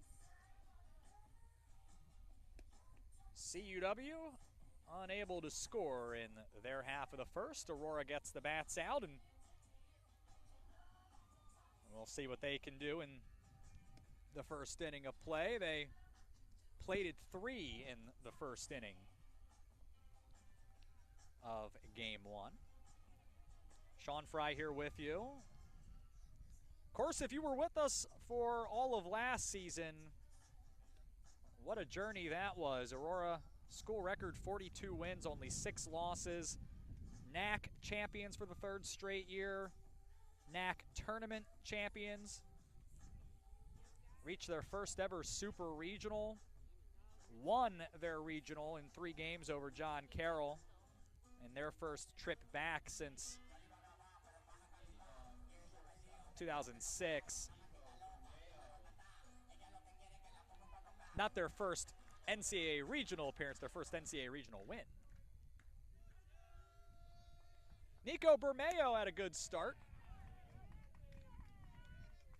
Strike 1 from Jack Riebernick. Bermeo 2 for 4, drove in a run in the opener, and is now quickly behind here 0-2 to Riebernick. Bermeo hit .375 to begin the day. He's now driven in 12. Has 8 doubles. Batting from the right side at the top of the order, the 0-2 is lifted high into right field. Aguirre looks for that. He finds it, comes on, and makes the catch. Aguirre in right field, Jack Owens in center, Brendan Cleveland in left. Matt Miller's at third base, Kyle Flynn playing short, Ryan Lay at second, and Sterling Armstrong first base today with Connor Lash behind the plate. Joe Lukancic, one of 3 lefties in the order in game 2, taking pitch at the letters for strike 1 from Riebernick. Lukancic 2 for 3. A double and an RBI in the opener. Takes the ball down. It's 1-1. Came in hitting .444. Fastball that is chopped high over the mound. Flynn charges, and the throw is not in time. Wasn't caught cleanly either.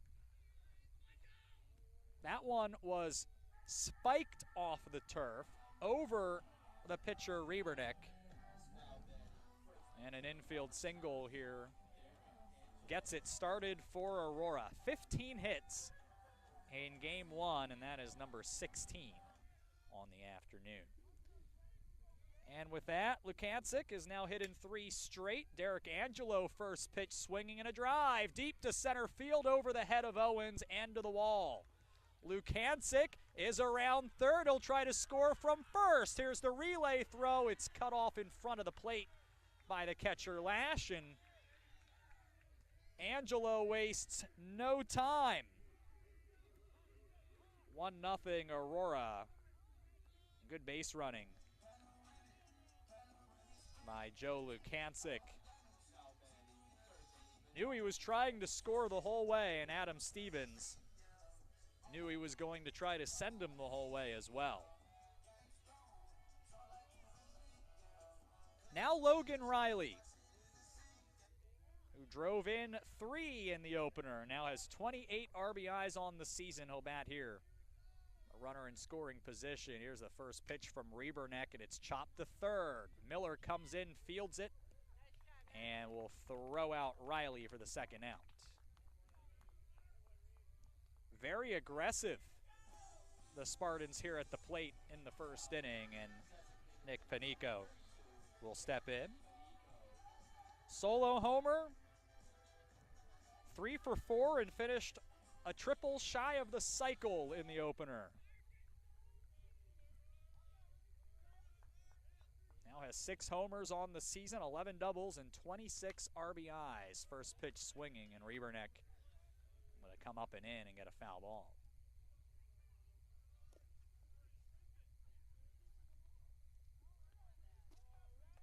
Riebernick here in the stretch. Sets at the belt, and the right-hander comes to the plate, misses.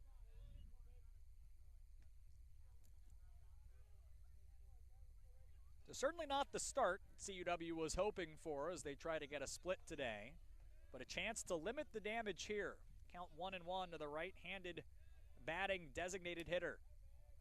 And strike 2 poured in by Riebernick.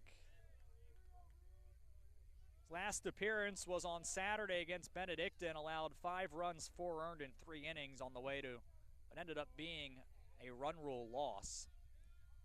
Ahead here 1-2, a glance at second at Angelo, and now the breaking ball that is lined into right. Aguirre will retreat, and he'll make the catch to retire the side. But Aurora strikes first, the 17th time in 23 games. A run on 2 hits.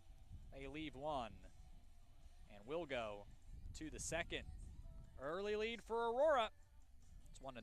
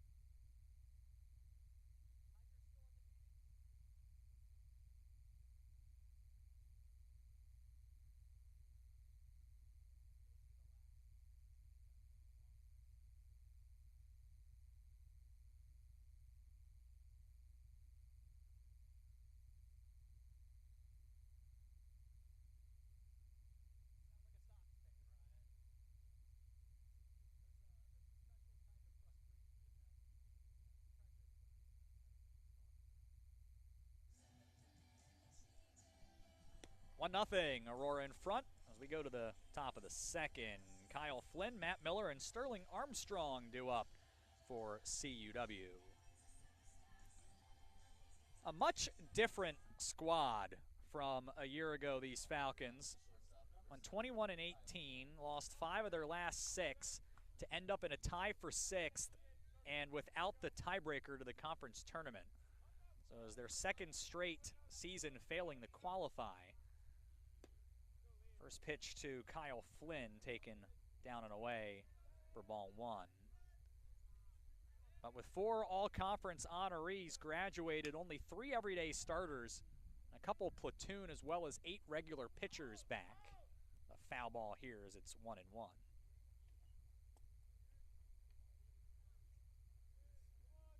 We're voted to finish more or less exactly where they finished a year ago, 7th in the conference preseason poll. But have taken care of business so far. They have a win over Benedictine. A fastball that came in and got Flynn on the back shoulder with quite the thud. But it looks like Flynn is okay. And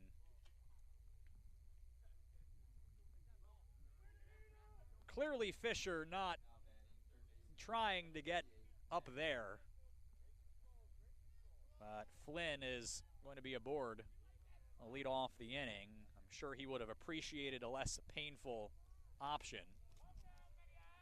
Matt Miller had a great first game. He went 3 for 4, drove in a run, and he bats here with 1 on in the top of the second inning, and Fisher comes up and in again.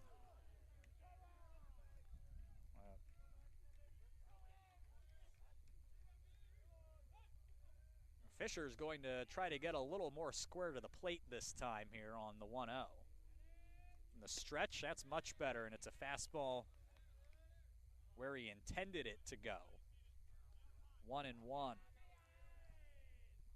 Miller came in hitting .266, but certainly a very good start to the day, and back into the lineup here, but he's fooled as Fisher pulls the string, gets a swing and a miss, and a 2-strike count.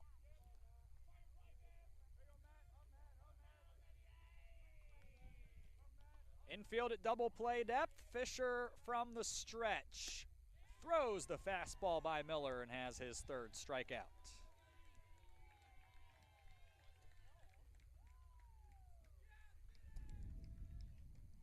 One down.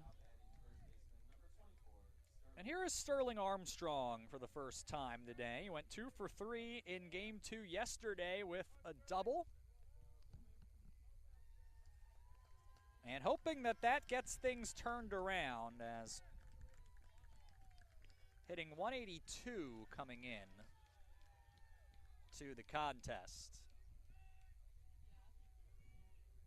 So batting here with still Flynn on first and the double play still in order. Fisher will miss low with the fastball here.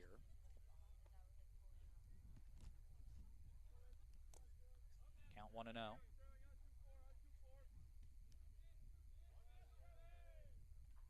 Short lead off first. 1-0. Fouled off.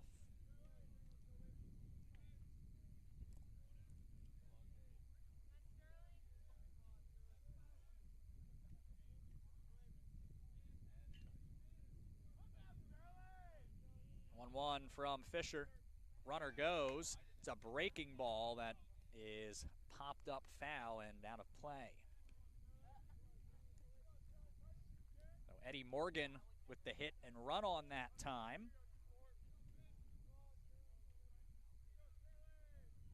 And we'll see what they draw up here on a 1-2 pitch. Fisher sets at the Aurora script and deals the fastball that Armstrong is able to spray foul to stay alive.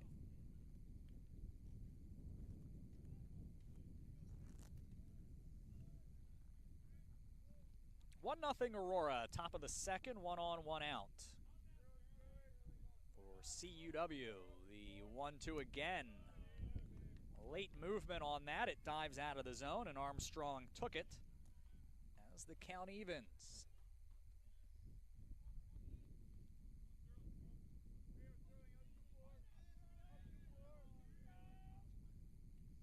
The 2-2 from Fisher. Another breaking ball. Taken down and away, and count runs full.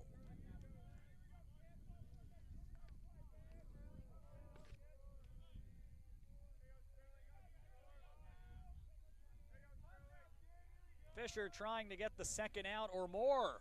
Runner is off, the pitch missed, and that'll be 2 on here with 1 out for CUW. Close pitch, good take by Armstrong. So it's Ryan Lay here with 1 out and 2 on. This was a spot that the Falcons had in both of the first 2 innings of the opener and failed to capitalize on the opportunity. Lay was 2 for 4 in the opener. And a good eye here to get ahead with ball 1. 279 average coming in to the day. 12 RBIs and a chance to add to that total here. Takes a fastball letter high. And that'll even the count.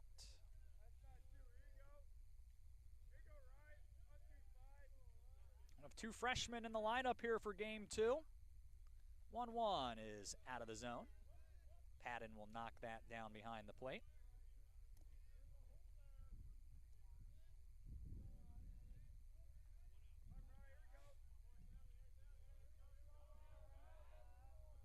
Lay gets ahead. It's a 2-1 count upcoming. Double play is still on to get out of the inning. Foul ball.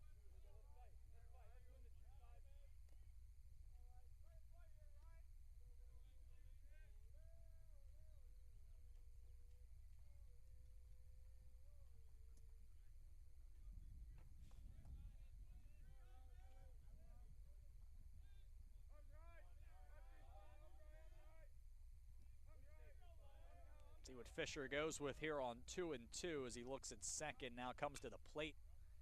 Fastball and a foul ball.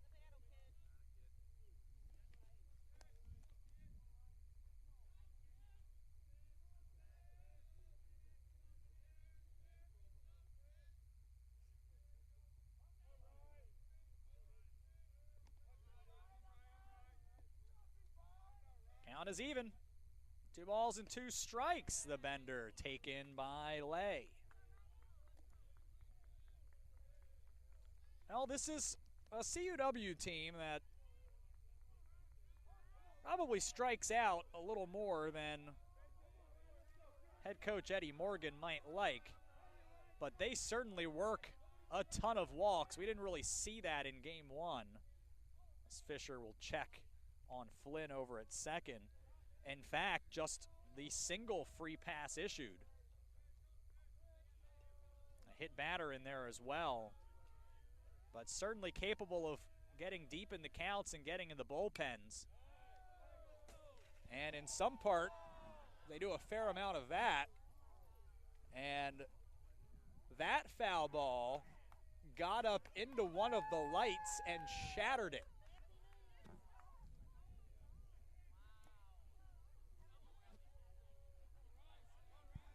So there was a brief shower behind us, and that'll have to get cleaned up. The count's still full, and Fisher finally wins the battle as he gets Lay to swing over the knee-high fastball.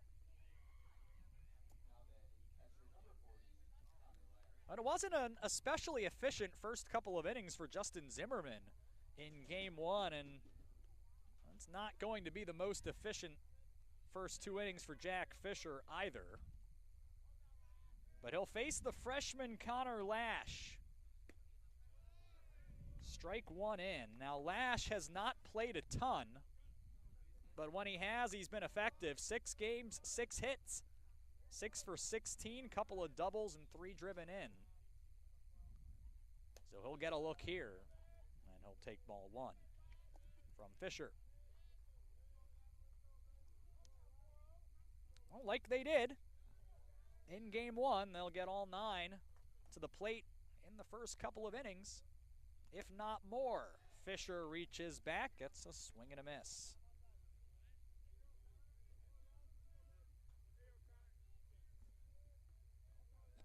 That's already 9 missed bats for Fisher in this one, as he's had a lot of great movement today.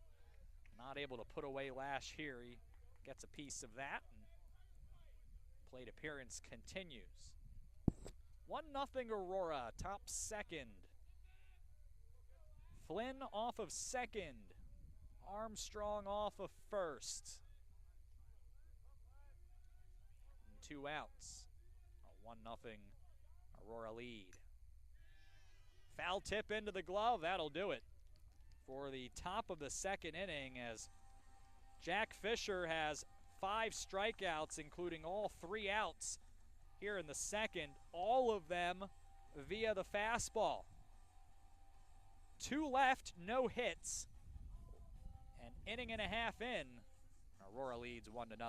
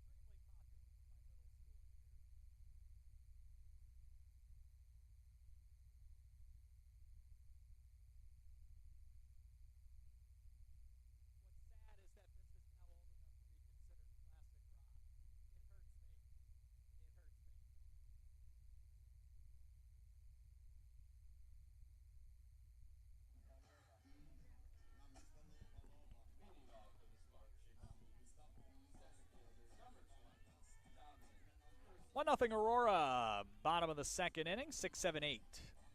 Due up, and Dominic Curcio would seem to be due. 3 straight games without a base hit. And that looks likely to change here as he pounds one into the right field alley. And he is around second looking for 3, and he is in. So how about that to break the skid?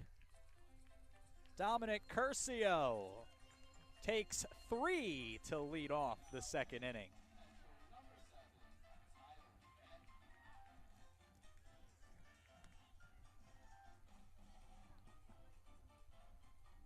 Now Tyler Patton. A backstop for the Spartans. And there's a lot that he can do to get the run in here. With the infield back, just put it in play, really. Strike 1 taken here from Jack Rebernick, who needed 12 pitches in the first inning. Aurora has been very aggressive at the plate. Pitch taken here. Really hasn't been a whole lot of that. Line drive into the left field corner as it was in just inside the line, and it hops around in the corner and rolls along the fence. So Patton is around second, and he is in with the rare triple to left field.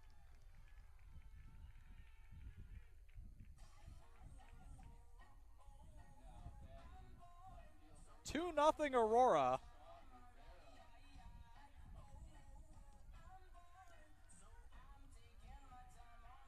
Back-to-back triples for Aurora to lead off the second inning, and an absolutely brutal hop over there in the left field corner. Sean Rivera first pitch swinging. He hits that one foul. It was hooked. It landed fair in the outfield, but headed towards the fence in front of the bullpen. It caught that, skipped away from Brendan Cleveland, and then ran along the base of the fence on the warning track. A ground ball to first. Armstrong is there, and he'll beat Rivera to the bag as Patton comes in to score. So an effective 3 unassisted putout for the RBI and the first out. The bases are empty for Spencer Rook in the 9 spot. of the Aurora order. Rook went 2 for 3. First pitch swinging here and a pop-up right side. Lay, the second baseman, puts that away. And there are 2 down, but clearly the game plan is to be aggressive, as Jack Rebernick hasn't thrown more than 4 pitches in a plate appearance. Nico Bermeo saw 3 pitches in his first trip before flying out. He swings at the first pitch here and tips it foul. 2 runs in on a couple of triples to begin the inning. Aurora has 4 base hits. 3 of those are for extra bases here through the first inning and 2/3. There's a breaking ball that's hit hard to left. Cleveland goes back to the wall, and it's gone. And Aurora has completed the team cycle here in the second inning.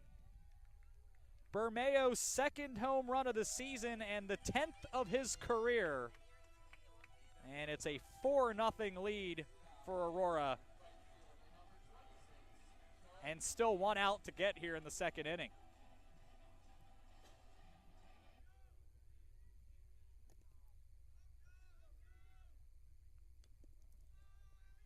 Attempted bunt here by Joe Lukancic, but was not able to put it down the third base line. Lukancic with a single, and he simply bounced over the pitcher in his first time up. Now has 3 hits on the day, joining Bermeo, who just came up with his third base knock. Foul ball. And an 0-2 count with 2 outs here to Lukancic. 3 runs in. On a great start for Aurora here in the nightcap of this doubleheader. Rebernick kicks, misses with a fastball off the plate. A lot of baseball left. This is a CUW team with a lot of power. In the top 4 in the conference in all of the extra base hits categories. Slow roller up the middle and a close play. Lay had to be quick, and that throw evidently got Lukancic by the slimmest of margins. But Aurora with 3 in on 3 hits. Nobody left. 4-0 Spartans. We go to the third here at Jim Schmid Field.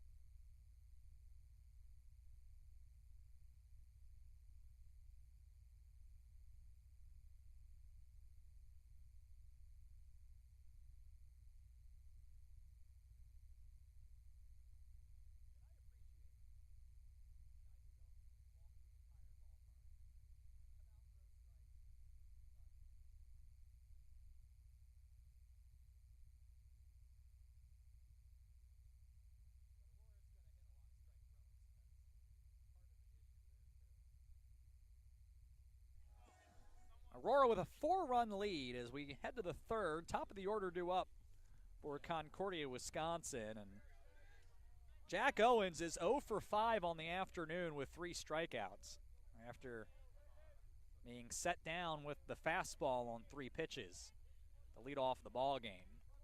He came in hitting .271, a very capable batter, and has not been able to got a whole lot going today, and he'll take strike 1 from Jack Fisher. That was his 45th pitch, 29th for a strike. Bunt shown, pulled back as Fisher finds the outer half for strike 2. Been some long plate appearances where Fisher has gotten the count to 2 strikes and hasn't been able to find the out pitch. But when he has, it's been the fastball with 5 strikeouts, all finished off via the heater. Was off the plate as he tried to get a chase with the number 1, and Owens would not oblige. 1-2. Foul tip into the glove of Patton, and that's strikeout number 6 for Fisher. 1 down. Well, 6 of 7 outs via the strikeout. Quite the start for Fisher, whose career high is 15, but he's reached the 10 strikeout mark 4 times, and he's already most of the way there. Cole Aguirre struck out in his first plate appearance. He takes ball 1 and then watches a fastball over the inner half, just under the letters. 1-1 the count. Fisher wasting very little time out there and misses with the fastball down and away. Counts 2-1. Jack exhales and now goes into the windup here and ran the fastball up and in, and Aguirre could not hold up.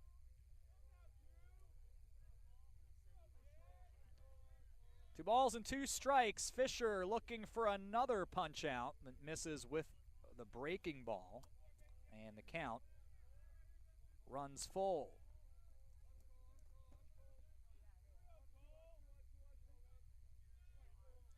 There is the payoff pitch. It is flipped in the shallow center and in between 3 fielders.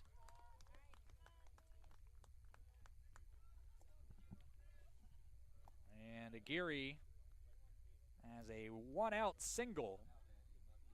Could not have thrown it into a better spot. Now Brendan Cleveland, who singled the first and until moments ago only Falcons hit of the ballgame. Fisher from the stretch will miss down and away with a fastball.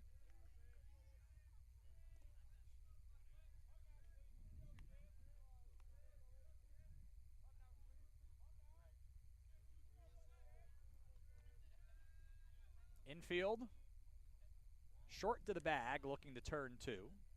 Throw over, and Aguirre back in to first with a slide. Neither the Falcons nor the Spartans steal a ton of bases, and Fisher has a good movement to the plate, which makes things even more difficult. Aurora has already thrown out 1 stolen base attempt, and they have now cut down 15 base stealers on the year. 1-0 missed. It's a 2-0 count to Cleveland, who flinched on the change that time, but did not go around. And that is 3 straight misses. The third batter in the Falcons' order. So Fisher with a fastball that Cleveland was taking the whole way.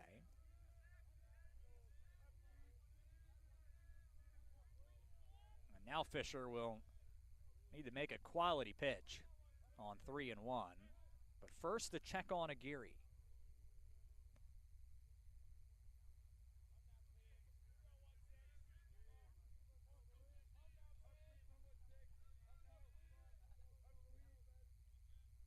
(3-1). Fastball at the knees in for strike 2.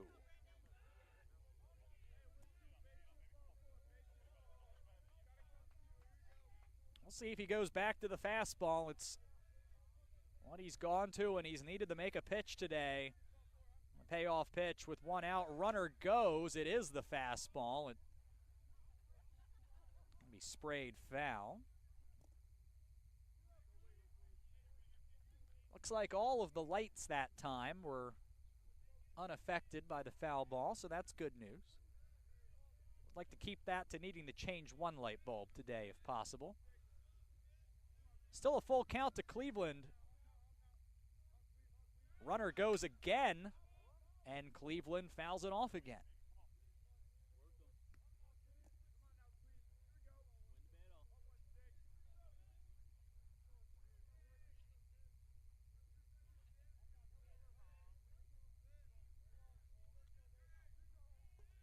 8th pitch of this plate appearance on the way.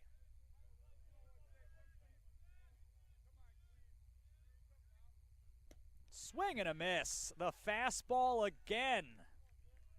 Fisher has 7. And there are 2 away. The top of the 3rd. 4-0 Aurora. And now Jimmy Jurgensen, who is hitless in 4 tries this afternoon. Grounded out to end the 1st. Back up here trying to avoid ending the 3rd. And a diving stop on a ground ball to first. Angelo possibly robbed Jurgensen of a hit. I don't know if Rook was going to get there in time, but Angelo took care of it himself, and that'll do it for the Falcons in the top of the 3rd. No runs on a hit, 1 left. 4-0 Spartans through 2.5 here in Montgomery.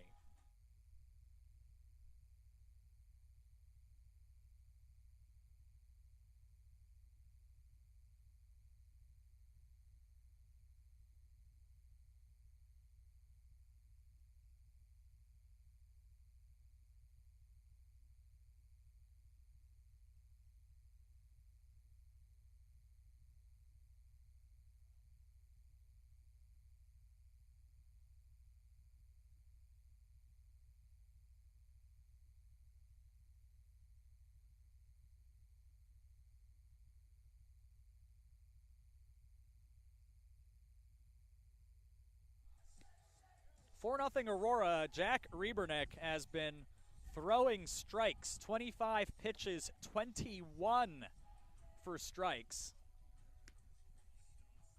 And Aurora has been obliging, as I haven't seen a plate appearance longer than 4 pitches. They have 5 hits through a couple of innings.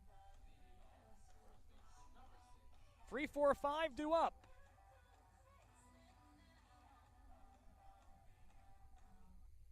I promised that we would take a look around the conference, and we'll do that here in the 3rd inning. Derek Angelo, first pitch swinging and a flip into center field.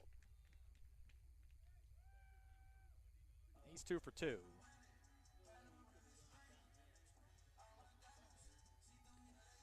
Illinois Tech with a 4-3 win over Wisconsin Lutheran in Game 1, so the Warriors remain winless.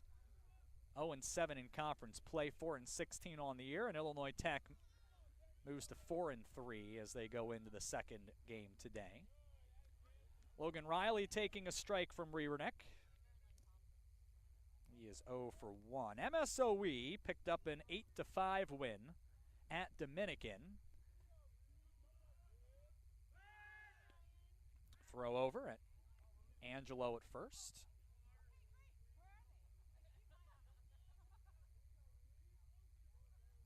So the Raiders now 6-1 on the season in the conference. And that gives them a solo first place. This one is driven deep to left and off of the wall. So Angelo is going to score from first, and Riley will have to settle for a double that missed being a home run by about 4 feet. It does make it 5-0. Now I know what you're thinking. You're thinking, Sean, Benedictine and MSOE were tied at 5-1. Benedictine knocked off in 8 innings by St. Norbert. 7-3. A final of Game 1. So the Green Knights took it to extras and were able to put up a inning, pick up a win. Meanwhile, Aurora, that's going to do it for Riebernick, as he will be lifted here for allowing the first 2 to reach in the 3rd. Change timeout. It's all Aurora so far here in Game 2. 5-0. Nobody out in the 3rd. This is Aurora University baseball.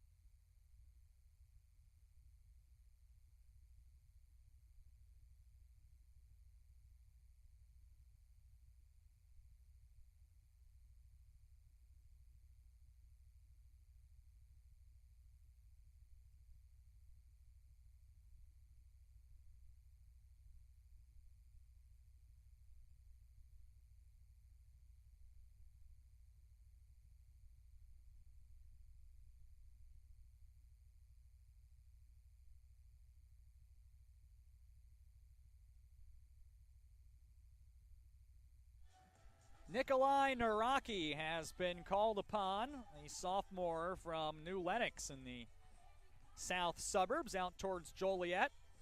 Got an out against Lakeland back on March 28th. For Naraki, it's going to be his 7th appearance. He's allowed 5 earned runs in 7 1/3 innings, 8 strikeouts. So certainly a lot of movement and good velocity as well. So he will step in and try to keep the Spartans from continuing to mash all over the field. 7 hits already, including a single and a double off the fence moments ago to lead off the 3rd. The right-hander is from the stretch, first pitch, and Nick Panico swinging here, but popping it up in the shallow left, and Cleveland comes on and is able to make that catch for the first down. Panico 0 for 2 today. Well, the aggressive approach hasn't changed any. Dominic Curcio, triple to lead off the 2nd. And we have a stirrups versus stirrups matchup. Naraki wearing stirrups, Curcio wearing stirrups. It's old school baseball here in this at-bat. And ball 1 is taken. Now, if you've been listening to me over the years, I have strong opinions about baseball socks and stirrups and whether they should be worn. Huge fan, however, have to do what makes you comfortable out there. My favorite player growing up, Jeff Bagwell, played for the Houston Astros, did not wear the socks up, as an example. Curcio takes a strike. It's 1-1. Naraki misses low, and it's 2 balls and a strike.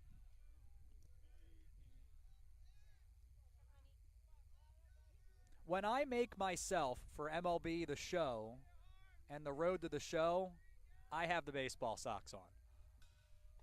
2-1. This is hit in the center. Owens finds it.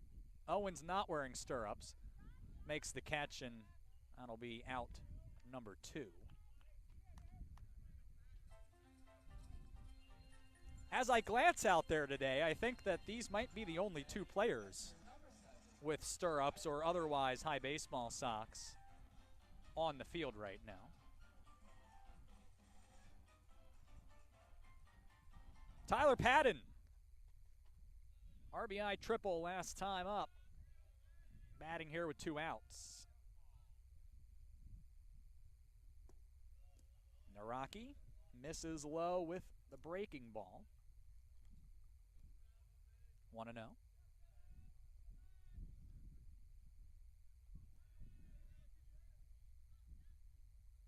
1-0. Misses inside. One final note on baseball hosiery here.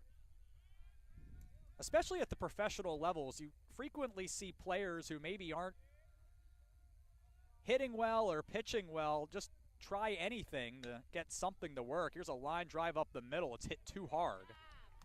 And Owens has time to come over and get it for the 3rd out.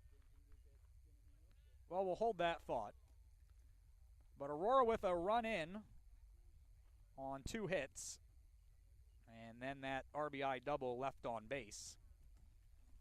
And it's Aurora with a 5-0 lead through 3 innings. They've scored in each inning of the nightcap so far.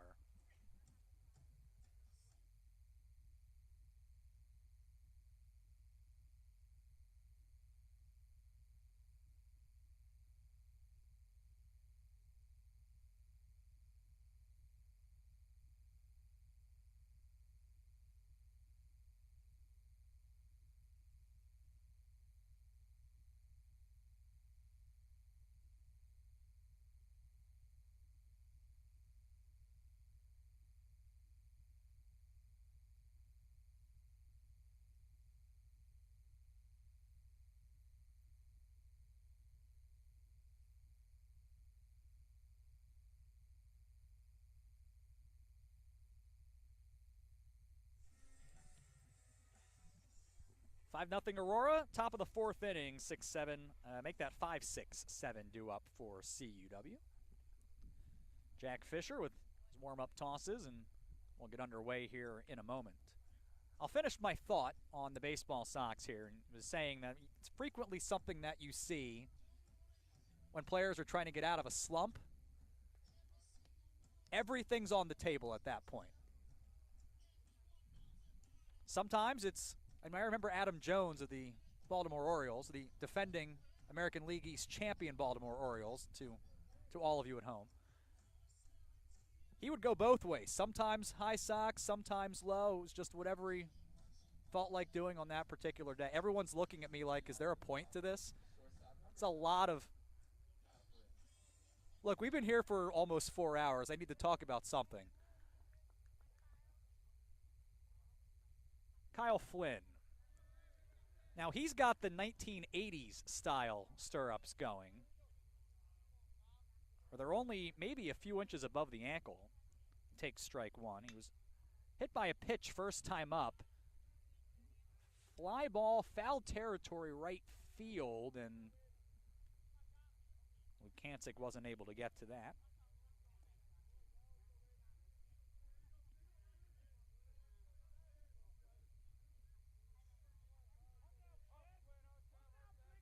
Two-strike count.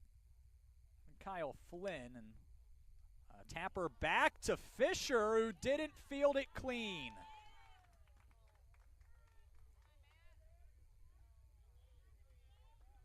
And that's one that I think Fisher was perhaps glancing over to first to get a sense of how much time he had, and did not make the play.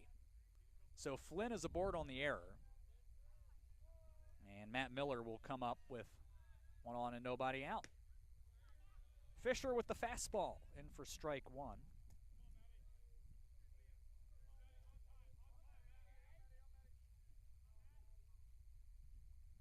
Struck out swinging first time up. Now takes the ball down and away.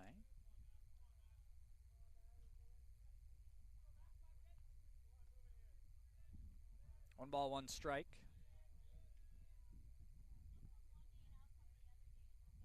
Runner goes, and the fastball is fouled off. Seen the Falcons try to go to the hit and run on a few occasions, but have not been able, outside of one time in the first game, to execute on that and move the line. The ball and 2 strikes to Miller. Bouncer to third. Riley has it clean to second for one. The turn was bounced into Angelo and would not have been in time anyway. So Flynn is erased on the fielder's choice.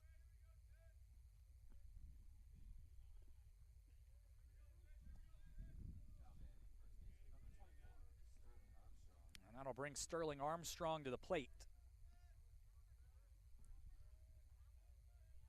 He reached in his first plate appearance via the base on balls, and now bats here with one out. Double play is still in order, but it won't be in play here. That one's hit out in the left center field. Curcio has to cover a lot of territory, but he does track it down in the alley and forces Miller to go back to first. 2 down.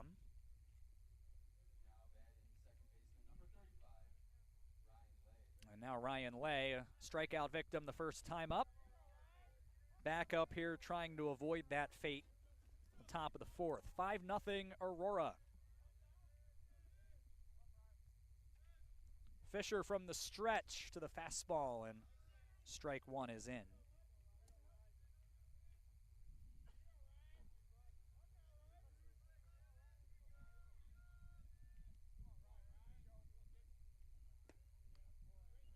One misses down and away.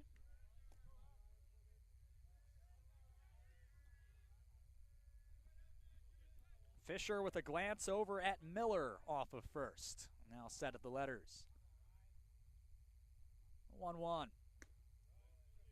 Fastball is left up and off the plate.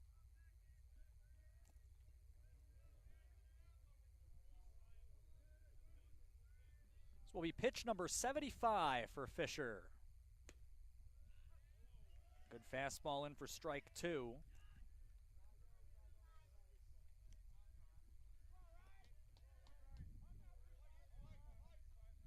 Strike away from ending the 4th. Fisher with 7 strikeouts. Can he get number 8? Almost. Close pitch and a good take by Lay. And the count runs full.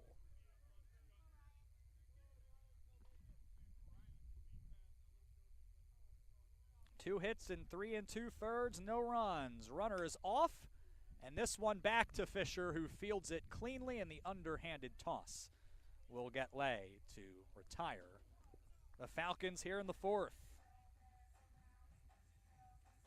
1 error, 1 left. 5-0 Spartans through 3.5 at Jim Schmidt Field.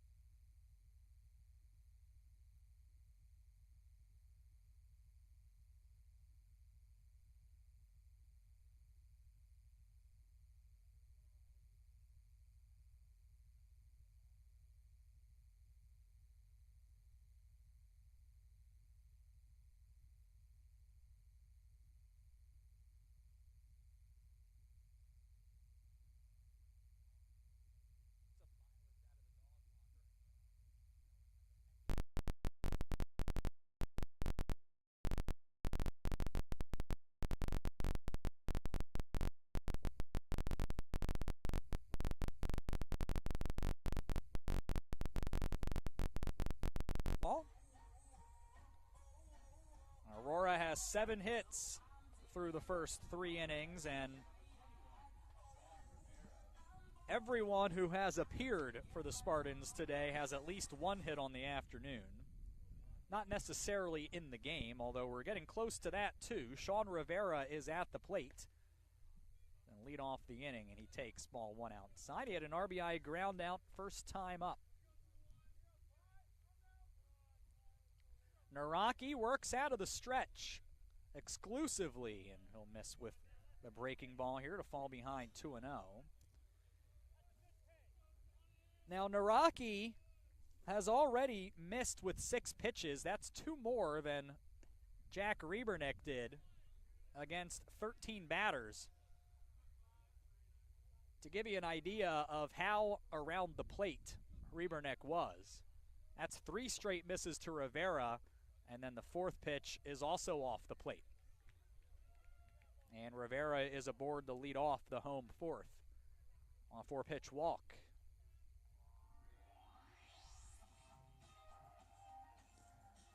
Spencer Rook steps in.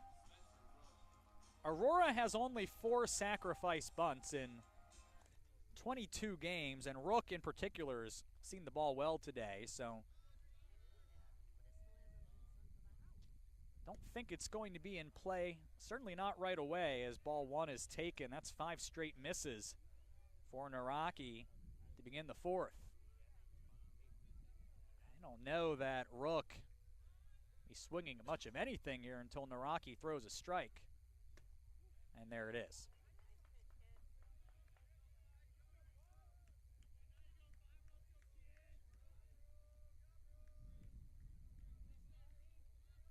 Infield looking to turn 2 here. 1-1 count to Rook. Grounder the 3rd, fielded well in the short hop by Miller, and the throw is off the bag at second.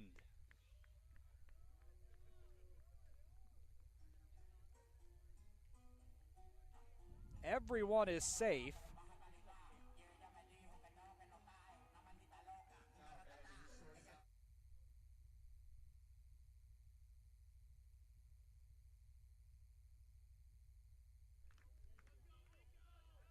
Two on, nobody out.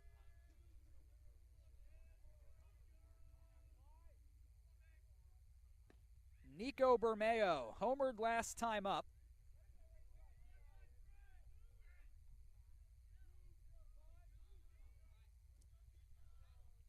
get ahead in the count here by taking the first pitch.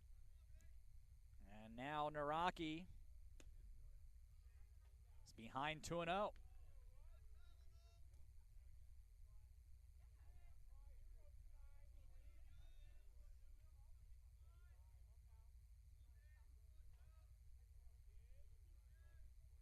They can still get two. That would relieve a lot of the pressure, but they will not. This is shot into the right field corner. Took a strange bounce in the wet turf, and that's going to hold Bermeo potentially to a single base, but it does allow Rivera to come in and score. Rook advances to third, and Bermeo is 2 for 3. That's his second RBI of the contest.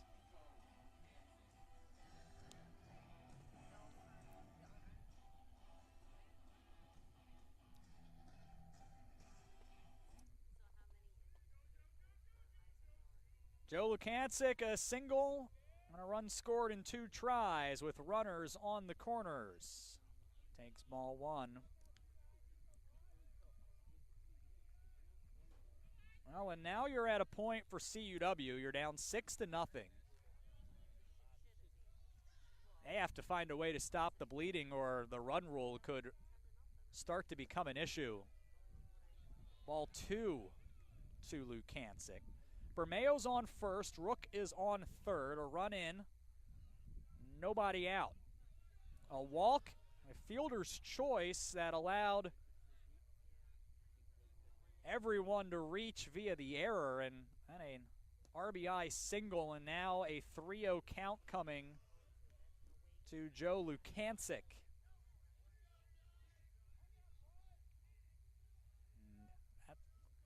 Would load the bases for Derek Angelo if Naraki can't get one over. Finds the inside half with a strike.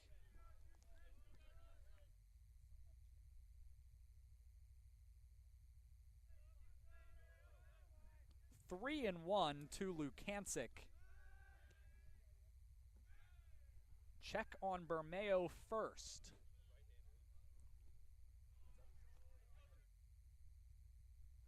There is activity in the CUW bullpen. You wonder if this isn't an out, if this might be it. 3-1. Doesn't find the plate, and the bases are loaded.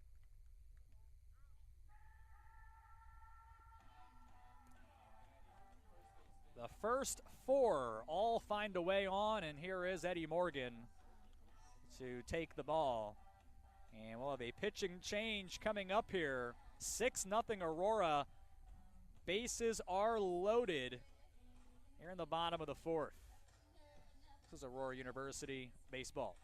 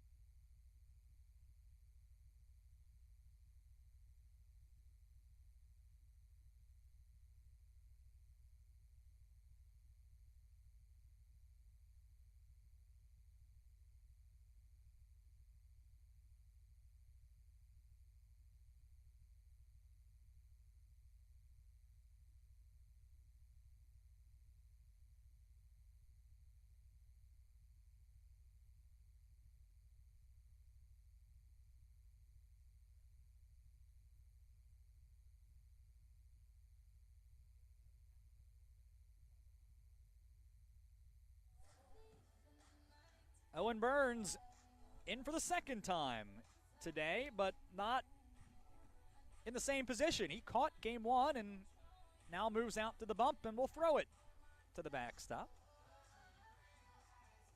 Burns, the junior from Morris, tossed an inning and 2/3 against Lakeland last week, allowed an earned run on 4 hits. It's his 5th appearance coming up. He's allowed 4 earned in 4 2/3 innings so far on the young season for him. He comes in an unenviable position. 1 already in, the bases loaded, and nobody out here in the bottom of the 4th. And it's Derek Angelo halfway to the cycle. Strike 1 taken here. RBI double in the 1st, a single and a run scored in the 3rd. He went 2 for 4 and drove in 1 in the opener. Takes a breaking ball down. It's 1-1.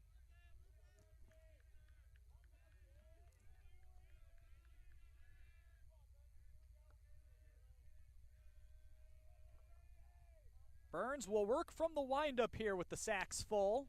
Makes a good pitch here to get ahead 1-2. Now the infield, it's worth noting, is not drawn tightly in. I would say they're about halfway.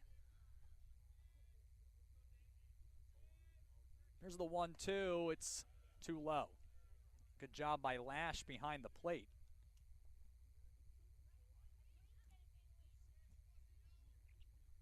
Count is even.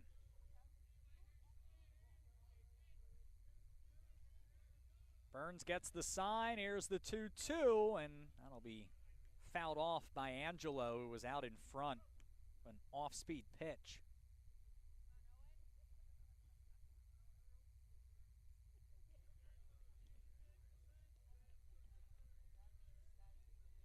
Count remains 2-2.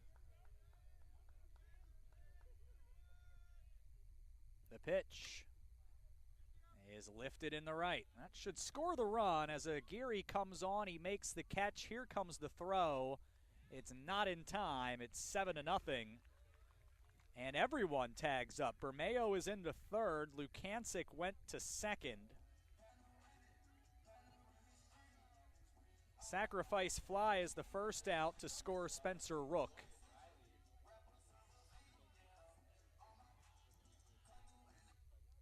So Aurora adds the extra point to make it 7-0, and Logan Riley will bat with a couple in scoring position. He had an RBI double last time up. Gets a breaking ball here and hits it hard into the left field alley. Owens coming onto the wall, and it plunges off of the fence. 1 run in. In fact, Bermeo and Lukancic will score seconds apart, and a 2-run double has made it 9-0 with still just 1 out in the 4th. Second double of the ball game for Riley, who has driven in 3 in both games today. And still with plenty of time to play in this one. There is still 1 out. Nick Panico is 0 for 2. He swings and hits one in the left. Sinking liner, and Cleveland wasn't able to get to it. No advance by Riley.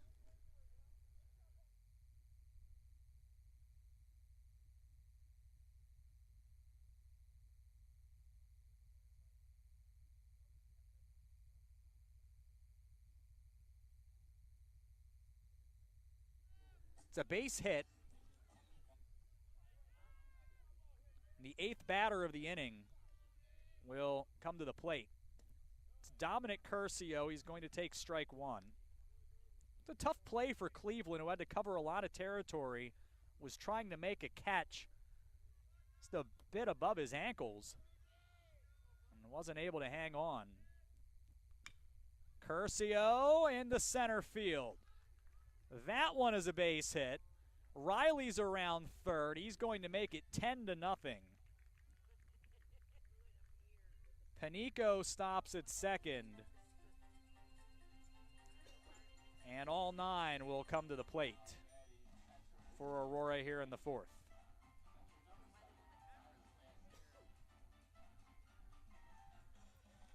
Tyler Padden is batter number 9. Now the double play is on. There's one out.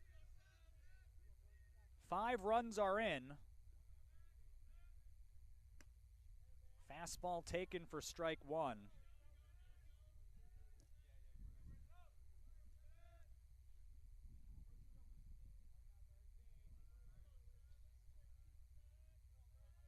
Burns from the stretch. A little miss with the fastball.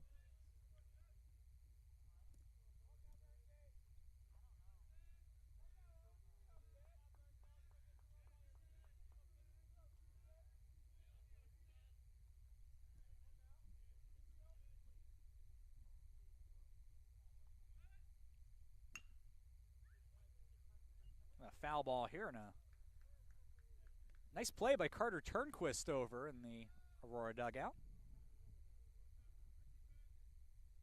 It's 1-2. 10-0. Bottom 4. All Aurora. All day. Breaking ball lifted high over the infield on the right side. The infield fly rule is applied as Lay makes the catch. But that ensures that Aurora will bat around.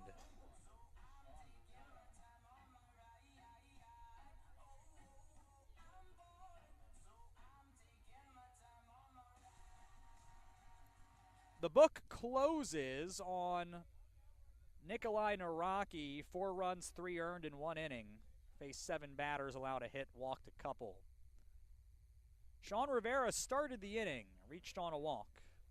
Came around to score after he was not erased on a fielder's choice on a wide throw.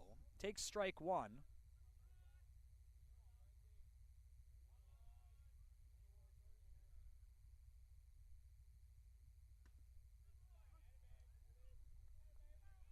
Strike 2 called there.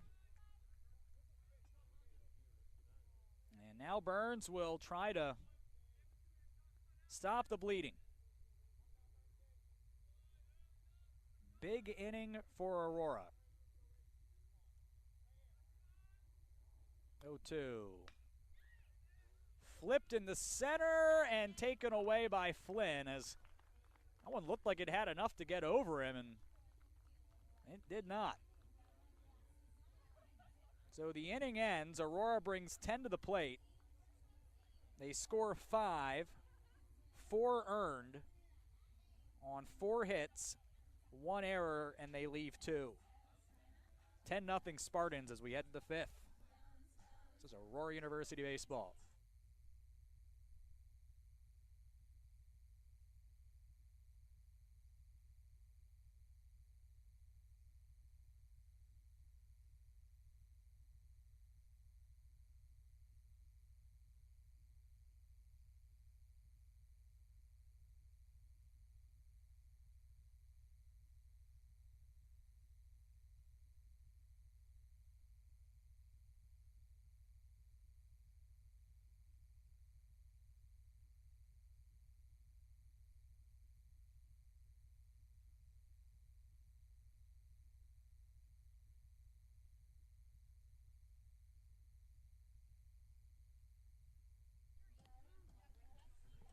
Ten nothing Spartans. Aurora with 11 hits.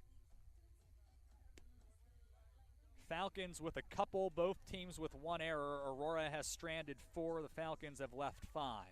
9-1-2 set to bat for the Falcons here in the top of the 5th. Connor Lash will get it started. Right now for the Falcons, you have to get a few here.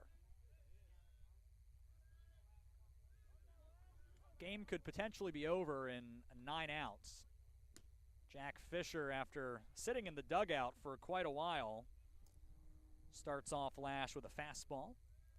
He struck out Lash with the fastball to get the final out of the 2nd, and he's ahead with 2 heaters, 0-2. Begin the 5th. Jack back to the windup and failed to keep that one down. So it's a ball and 2 strikes. Patton sets up, Fisher deals, and Lash stays alive.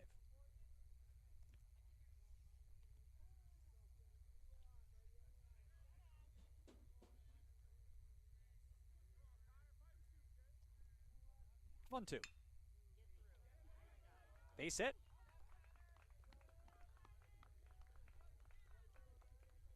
Not a bad start for Connor Lash, alum of Loyola Academy. Limited at-bats, has made the most of them for the Falcons, and he'll set the table here. Third time in 5 innings the Falcons have gotten the leadoff batter on in some fashion. Turns the lineup over for Jack Owens, who is trying to avoid the hat trick. On the day, he has struck out in 4 of his 6 plate appearances. Ahead here 1-0. Is unable to catch up with Fisher's fastball here. Aurora playing for the twin killing. Catcher off of first. Not likely a threat to run. 1-2 now, as that's another swing and a miss.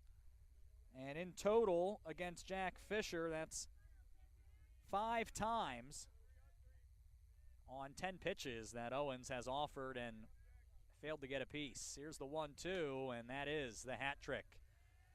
Fisher blows the fastball by Owens, and that is strikeout number 8 for Fisher on the first down.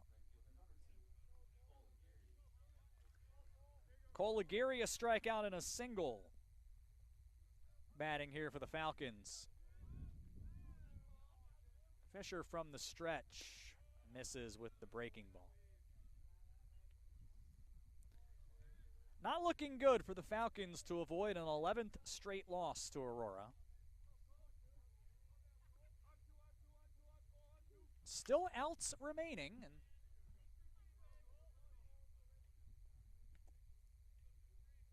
one of my earliest baseball memories, I got to go back to the mid-90s. I believe it was the Mariners in Cleveland, and I think it was the Mariners up something like 10 runs with 3 innings to go. And they came all the way back and won the game. Or Cleveland came back, more accurately. Counts 1-2 here to Aguirre. The pitch. Hard hit fastball into left field.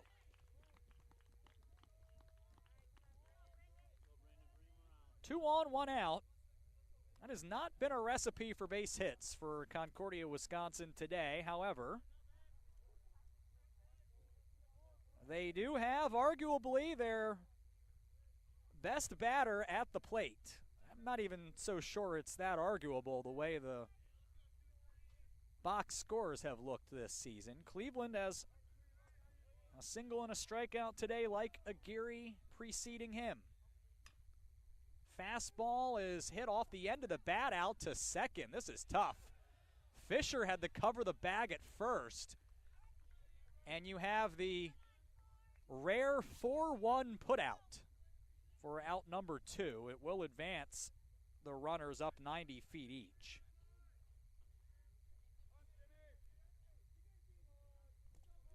And now Jimmy Jurgensen will try to salvage the inning.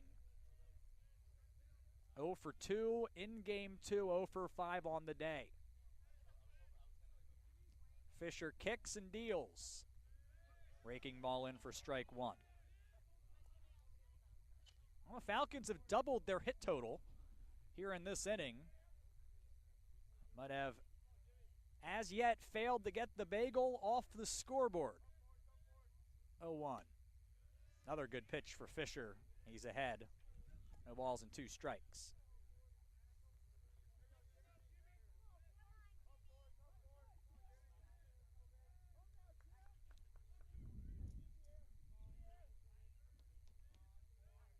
Oh, and 2 to Jurgensen. Close pitch. Taken for ball 1.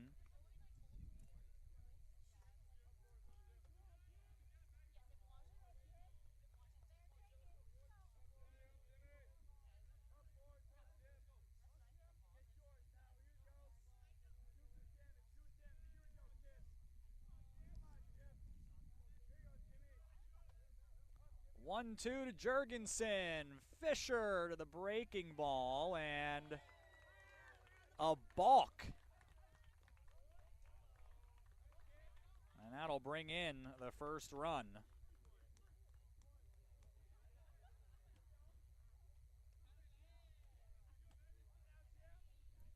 So the pitch doesn't count. It remains 1-2. Lash in the score. Aguirre moves up to third. So Fisher will try to end the inning here and gets a ground ball to second. Rook has that one and has plenty of time to throw out Jurgensen and end the inning. First run in on a balk. 2 hits, 1 left. The bottom half. 10-1. Aurora leads.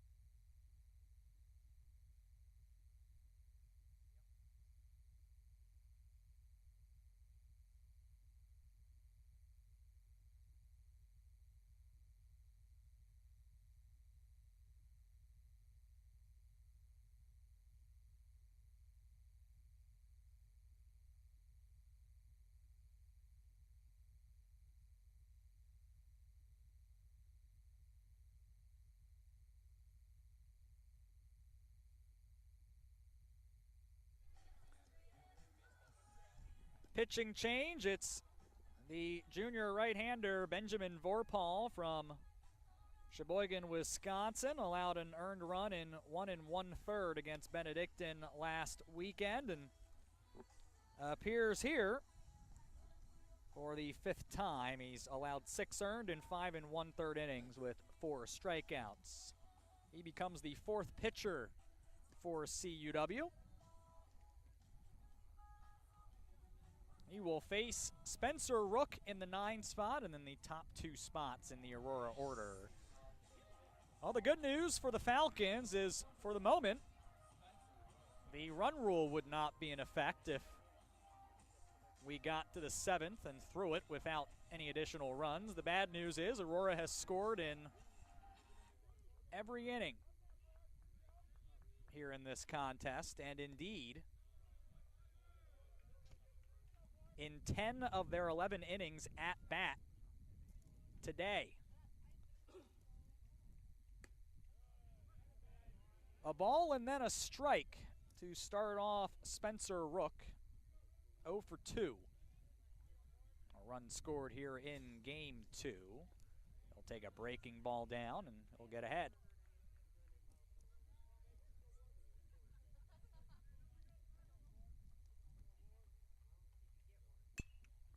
Rook gets a fastball and lifts it in the shallow right. Aguirre comes on. He'll make the catch. So Nico Bermeo comes to the plate, sitting on 199 career hits. He has 4 today, including 2 in this contest. Both of them have driven in runs. 1 left the ballpark. Takes a breaking ball for strike 1.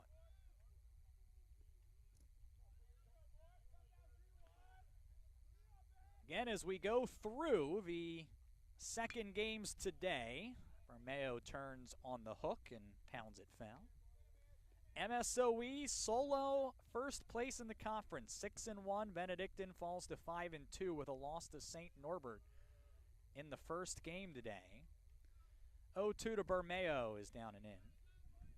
And right now Aurora in solo third place at 7-2. In fact, with the 2 games in hand, they move into solo second place for the moment.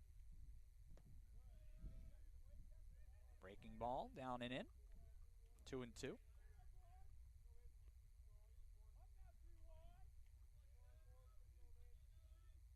Count even to Bermeo with nobody on and 1 out. It's a 2-2. And that one is hit hard to left. Cleveland on a run back to the wall. It's off of it. And Bermeo's 200th career hit is a double. Here with 1 out. In the bottom of the 5th.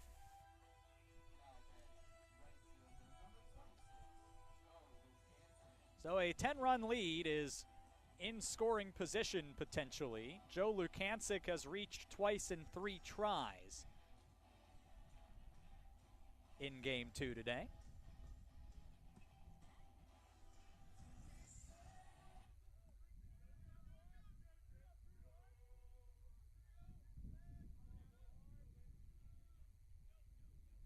Vorpal, a look at Bermeo, and then he'll miss an off-speed pitch.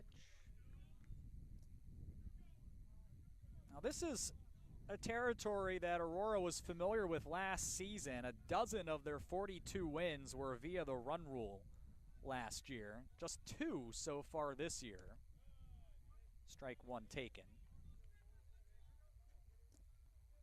But they spent most of last season not beating teams by a little bit. And they are not beating CUW by a little bit here in Game 2 either, but there are still outs for the Falcons to claw back into this one. It is 1-1 to Lukancic, and a good pitch by Vorpal here. The Falcons have been playing from behind in every inning today. Failed to score in their half of the first, gave up at least a run in the bottom half, and haven't really gotten especially very close at any point.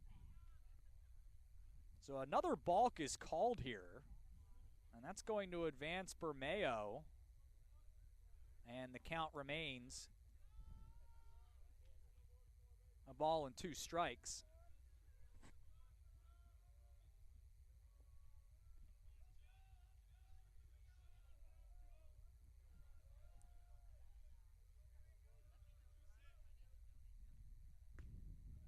Vorpal goes to the breaking ball and misses, and that'll even the count.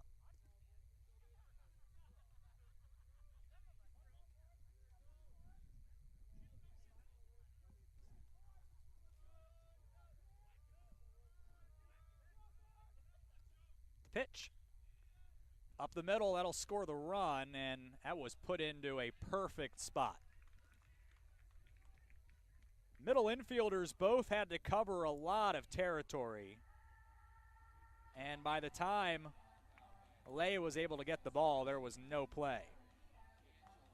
RBI infield single scores Bermeo and restores the lead to 10.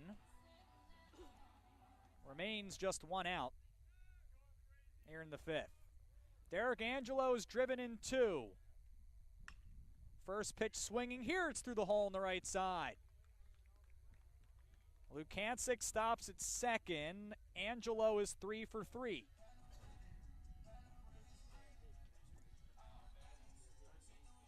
And that'll bring Logan Riley to the plate.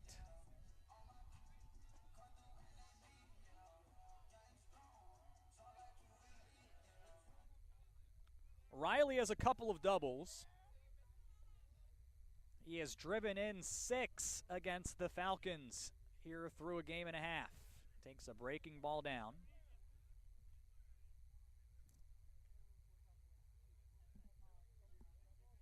Now Riley was already in the top 3 in the NAC in runs batted in, and will likely be ascending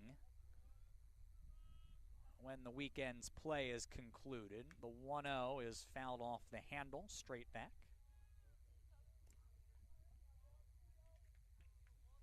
This Aurora team batting .331, that's best in the conference. Slugging percentage of .488, that's best in the league. Both of those are in the top 25 in the country. They're 56 doubles, our best in the NAC. Liner just past the lunge of Lay and in for a base hit. Everyone had to wait to see if it would get down, and the bases are loaded for Nick Panico. Aurora has 3 doubles here in this contest. They had 3 in the opener. They averaged just under 3 doubles per game. That's in the top 5 in the nation. That's going to be it for Benjamin Vorpal as we have another pitching change. Mid-inning.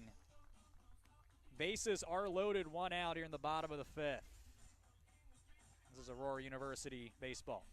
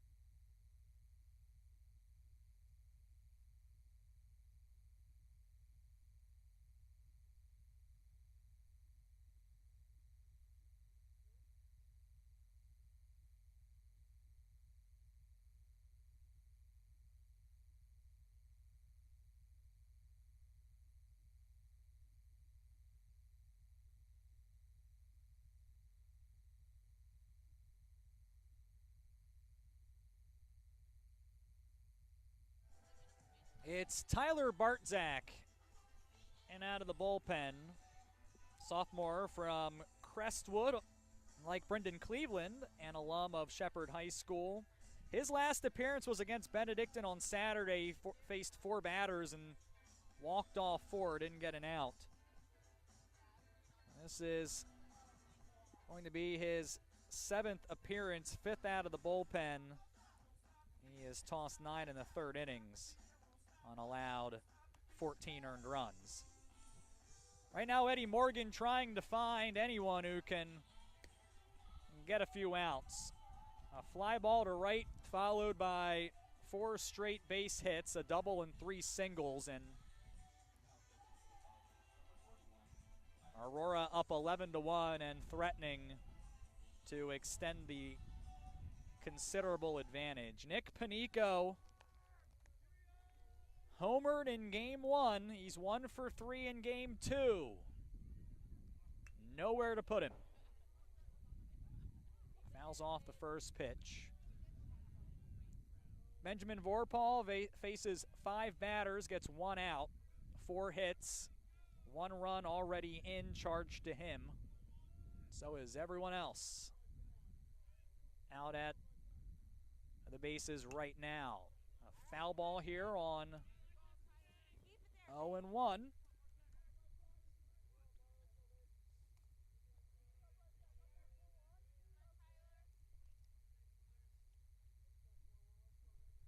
Mentioned this earlier. This is not an enviable spot for a relief pitcher. But a double play would end the inning. Misses outside with the breaking ball. I do want to point out, Shepherd High School, one of my favorite mascots, they're the Astros, which makes sense because they're named after an astronaut. They nailed the mascot. Breaking ball and a check swing. Panico doesn't offer.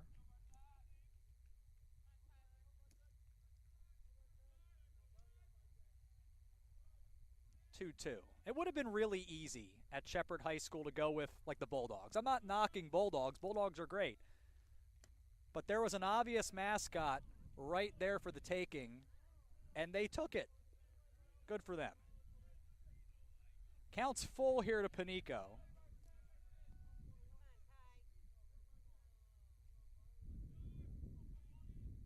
Count full. There is nowhere to put Nick Panico. And Bartzak just throws it by him.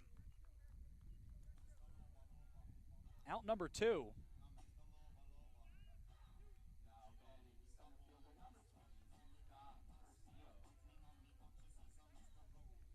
Well, there have not been a lot of those today. That's just the 5th time Aurora has struck out all afternoon. Dominic Curcio now with still nowhere to be placed. He takes strike 1. A triple and a single in 3 trips. He's also driven in a run.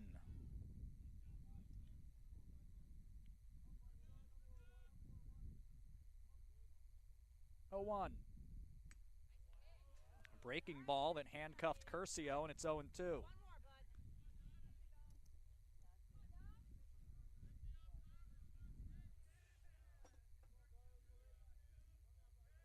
Curcio, one of a handful of Spartan players out of the Plainfield Community School District, went to Plainfield North. He's got teammates from all over that school district. 0-2 is a fastball down and in. Sean Rivera, Plainfield East. Spencer Rook, Plainfield Central. Just to name a few that are in the lineup here in Game 2.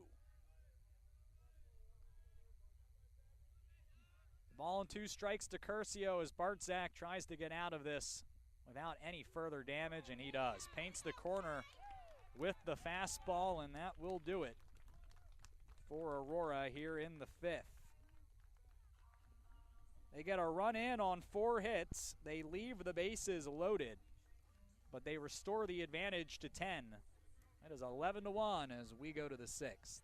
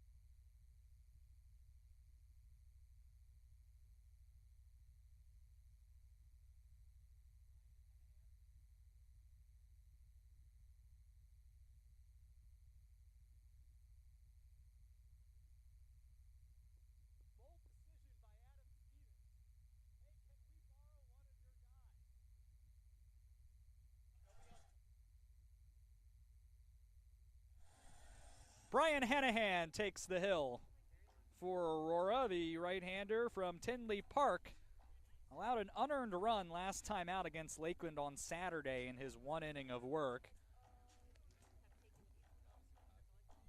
Hanahan appearing for the 3rd time. No earned in 2 innings, 2 strikeouts. Opponents batting 143 against him. He will face 5, 6, and 7 in the Concordia, Wisconsin order. It's Kyle Flynn fouling off the first pitch. 5 innings of 1-run ball from Jack Fisher. Allows 4 hits. Issued 1 walk. Struck out 8. It's 0-2 to Flynn.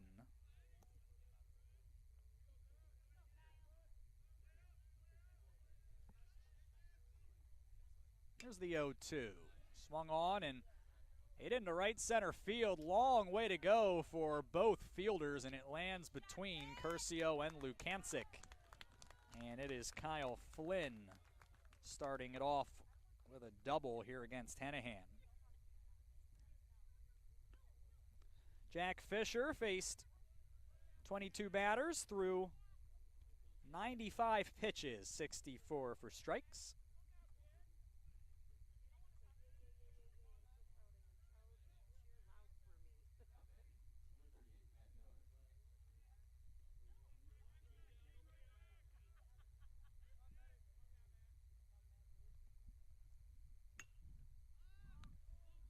First pitch here to Matt Miller is popped up. Shortstop Bermeo has that, one down in the top of the sixth.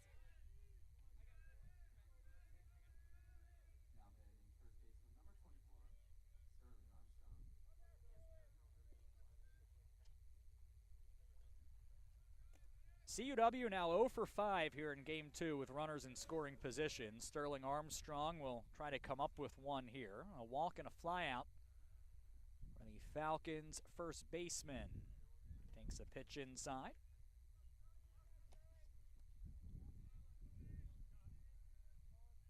Ryan Lay likely batting this inning as well. If Flynn can avoid getting doubled off. Ground ball up the middle. Bermeo has that. He's going to go to third. It was picked on a short hop by Miller, and that was enough for Flynn to get in safe.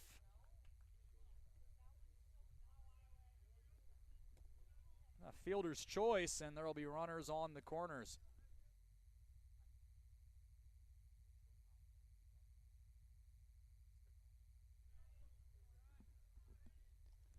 One out. Fielder's choice allows Flynn to advance to third.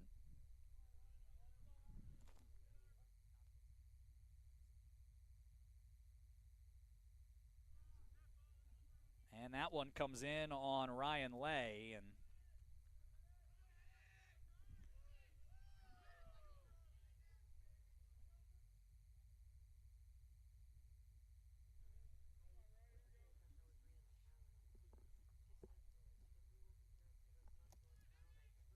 that one got up and in on Ryan Lay, but he went after it. It is 0-1.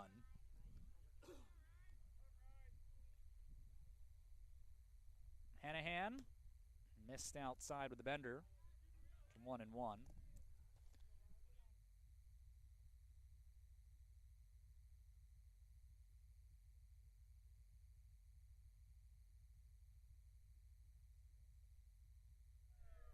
One, swing and a miss. The ball and 2 strikes. Well, Hanahan in a bit of a jam here in the top of the 6th, trying to keep this 10-run lead.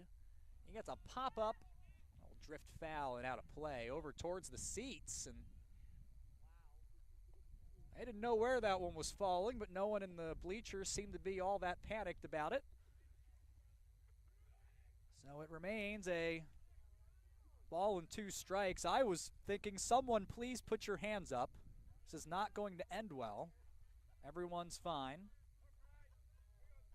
Hanahan again on 1 and 2, misses down and in with a, or down and away rather, with a fastball.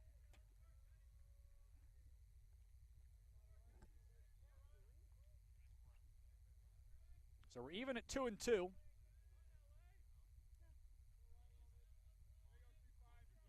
Hanahan from the stretch gets a fly ball to left.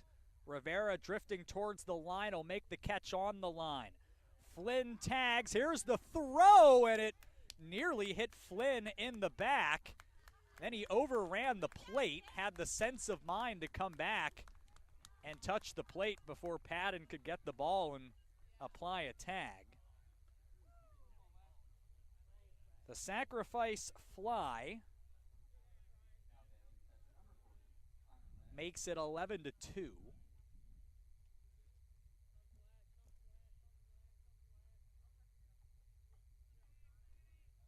We'll bring Connor Lash to the plate. Fastball up and in for ball 1.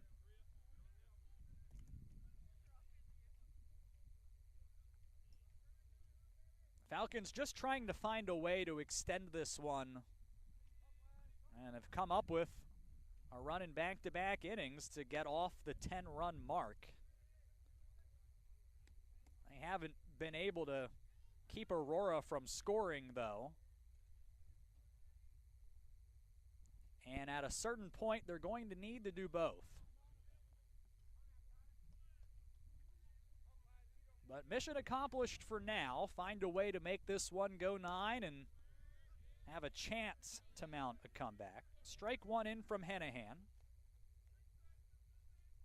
An hour and 45 minutes of baseball here in Game 2. Game 1 went to 11.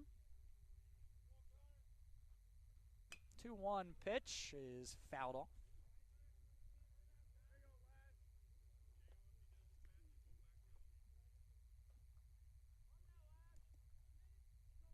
One way or the other, the top of the lineup will get up in the 7th inning. We do know that.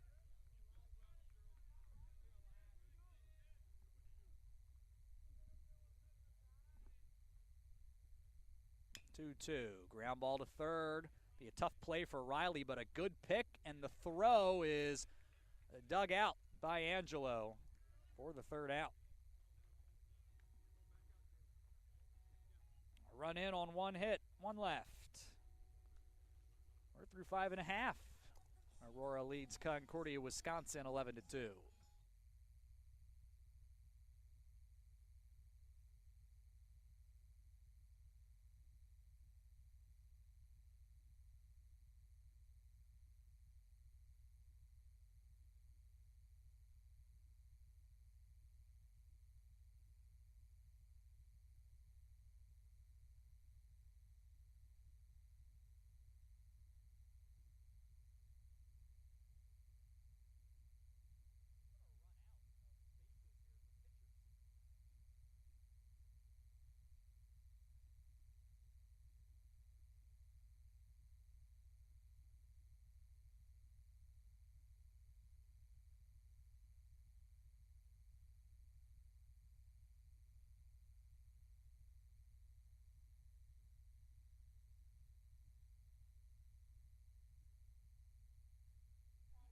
The 6th pitcher of the ballgame for Concordia, Wisconsin is the right-hander Ben Spears. Last time out was his first start of the year. Went 4 innings, allowed 4 earned against Carthage, but that was back on March 26th. Prior to that, he had appeared out of the bullpen 3 times. He's tossed 9 2/3 innings in total and allowed 10 earned, while striking out 6. You know, the CUW ERA up over 7 coming into the weekend. That isn't going to improve any here in this series, but a lot of that came during an especially difficult spring trip. They gave up more than a third of their runs on the year entering the day. So 54 of 154 total came in just 40 innings of their 5-game spring break trip. They've pitched to an ERA of a bit under 5.5 in their remaining games, of course, until today. Tyler Patton, first pitch swinging. He fouled that off and then takes ball 2. So today's results notwithstanding, when they have allowed 30 hits and 20 runs in total, the pitching had been better than the numbers would suggest, but it has not been a good day to be almost any CUW pitcher. A foul ball that finds its way into the seats.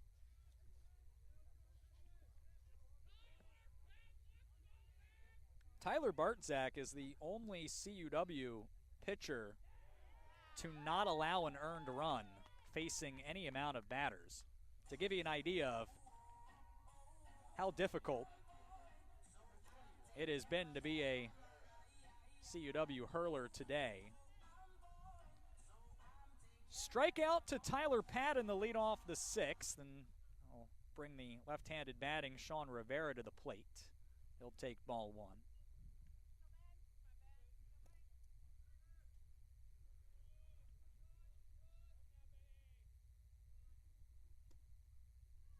ahead 2-0.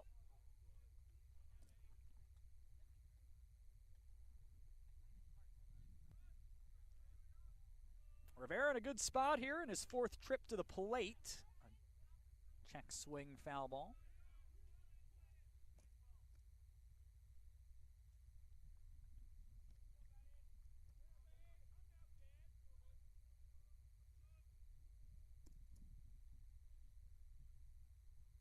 Two one.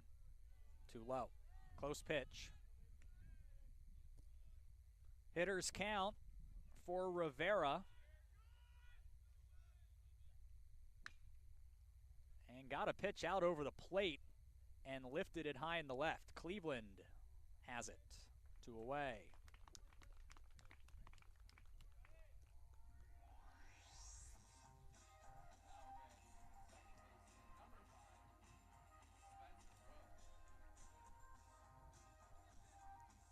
And CUW now with a chance to conclude their first 1-2-3 inning of the day. Ball one, the Spencer Rook.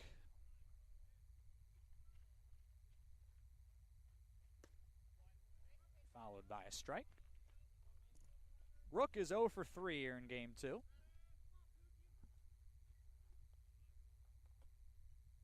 1-1. Swing and a miss. Not a great deal of those in game 2 in this Aurora lineup, or just in general. But Spears gets one and gets a pop-up. Left side, Flynn. The shortstop is there. And Aurora goes in order in the home 6th. To the 7th we go. 11-2, Aurora leads Concordia, Wisconsin.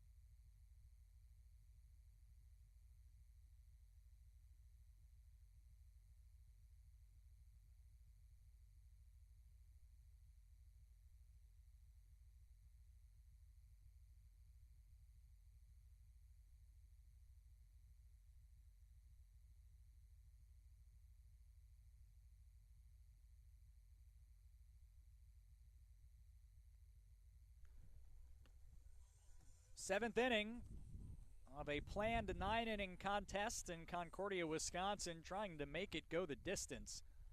They trail Aurora 11-2. Top of the order due up. But it's not going to be Jack Owens, who is going to get the rest of the day off. Alex Ames will come in and pinch hit at the top of the CUW order.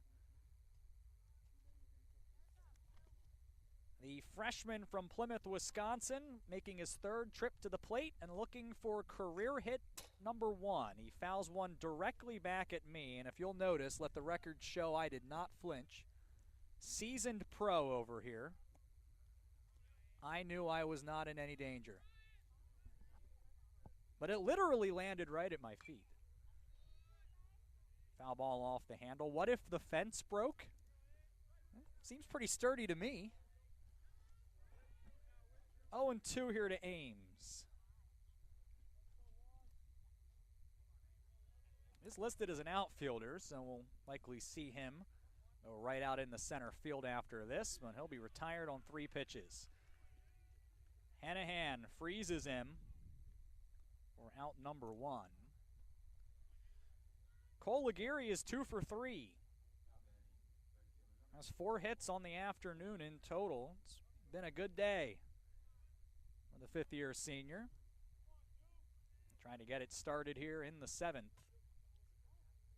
As it stands, check swing and a miss here from Aguirre. Aurora needing just a run to end it in the bottom of the 7th.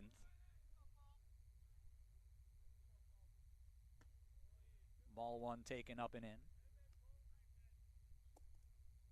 Well, the Falcons can raise that number needed to end it if they can scratch one across here in their half.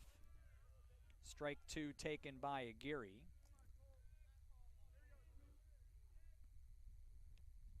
One and two. Hennahan in the stretch. Misses with the breaking ball. And we're level here at 2 balls and 2 strikes.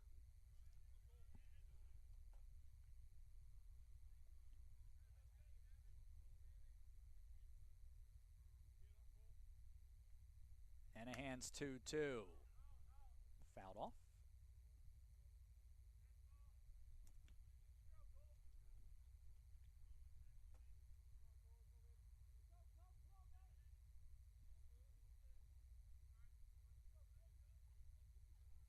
Try the 2-2 again to the Falcons' 2 batter. And Hennahan gets a ground ball to third. Riley charging, gets it on the second hop, and the throw is in plenty of time to get Aguirre for out number 2.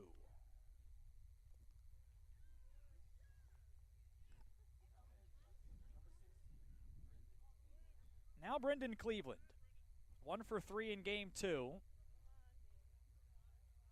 Trying to get it started. And by it, I mean a 2-out rally for the Falcons.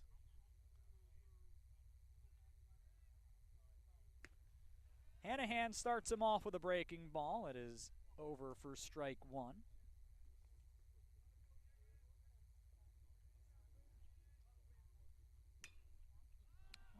Pop-up, foul territory, third base side.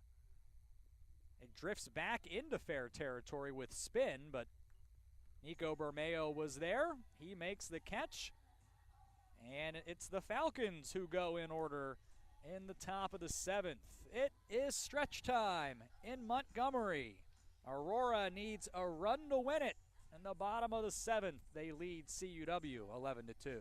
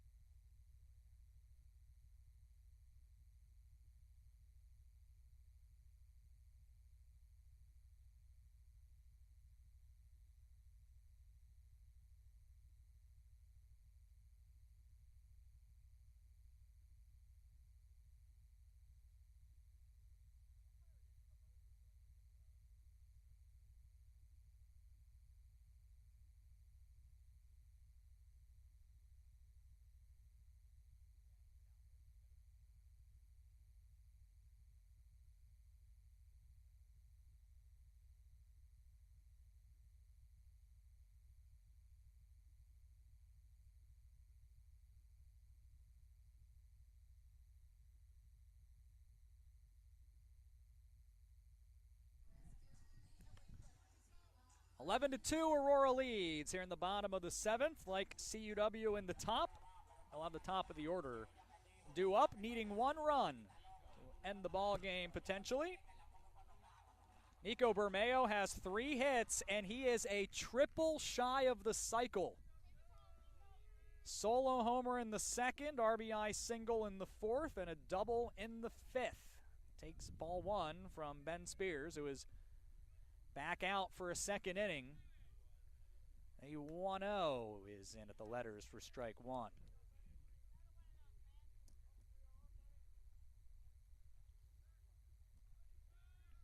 One. Good pitch over the outside corner for strike 2. Joe Lukancic and Derek Angelo due up in the 7th for the Spartans. Here's the 1-2 from Spears, and it's rolled out to short. Flynn has it and will throw out Bermeo for out number 1. Alex Ames went into center field after replacing Jack Owens in the leadoff spot.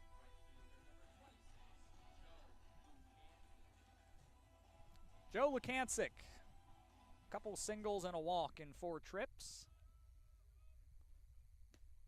We'll take a strike from Ben Spears.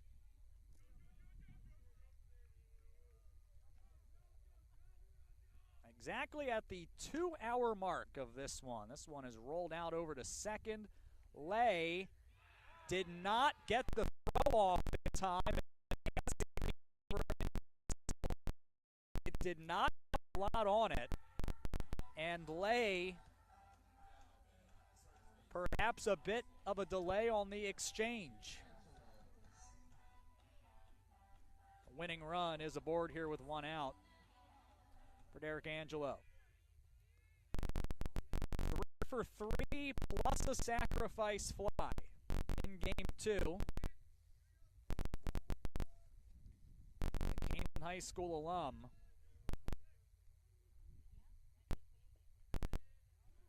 takes ball 1. That is 3 straight multi-hit games, 11 on the year.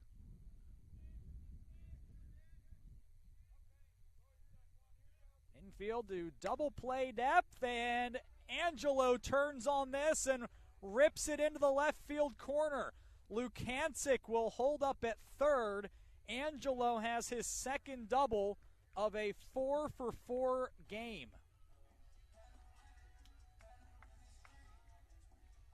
And the winning run is 90 feet away.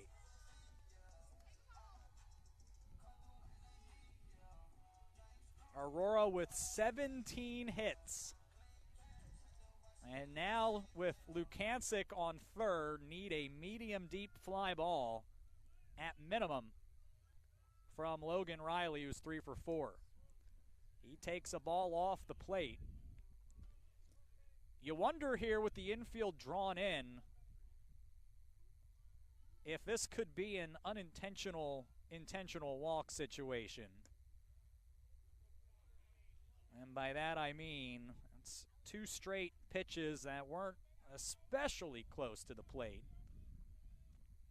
And putting him on first in a run that is essentially meaningless, well, never mind. That one is hit in the right field, and that is going to end it here. I was about to say, well, the force wouldn't be the end of the world, but Riley got one and ended the ball game.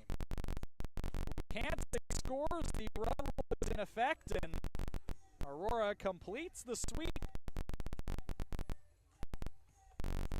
It's a 12-2 win in game 2 after a 9-4 win in game 1.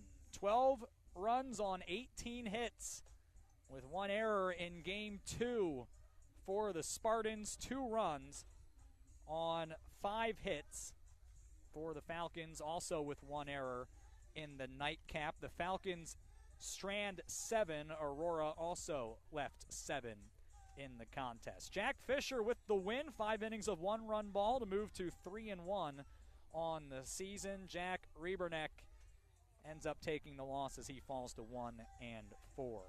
Aurora now 18-5 with the win. They are 8-2 in the conference, second all by themselves for the moment behind MSOE. Concordia, Wisconsin falls to 11-12 rather, 6-4 in league play. Time of the game, 2 hours and 3 minutes in game 2. Nico Bermeo with a 3-hit day, a triple shy of the cycle in game 2.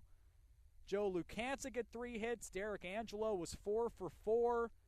Logan Riley drove in 4 with a 4 for 5 day. And those are just a few of the highlights for Aurora batting in game 2 of this one. And they enjoy a 3rd straight sweep. 6 wins in a row. Pick up their 18th victory and number 17 previously here on this Saturday. We do want to thank the AU Game Day crew and the facilities team for their efforts today making this one happen. And, of course, to all of you, especially those who stuck around while we worked through some technical problems early on.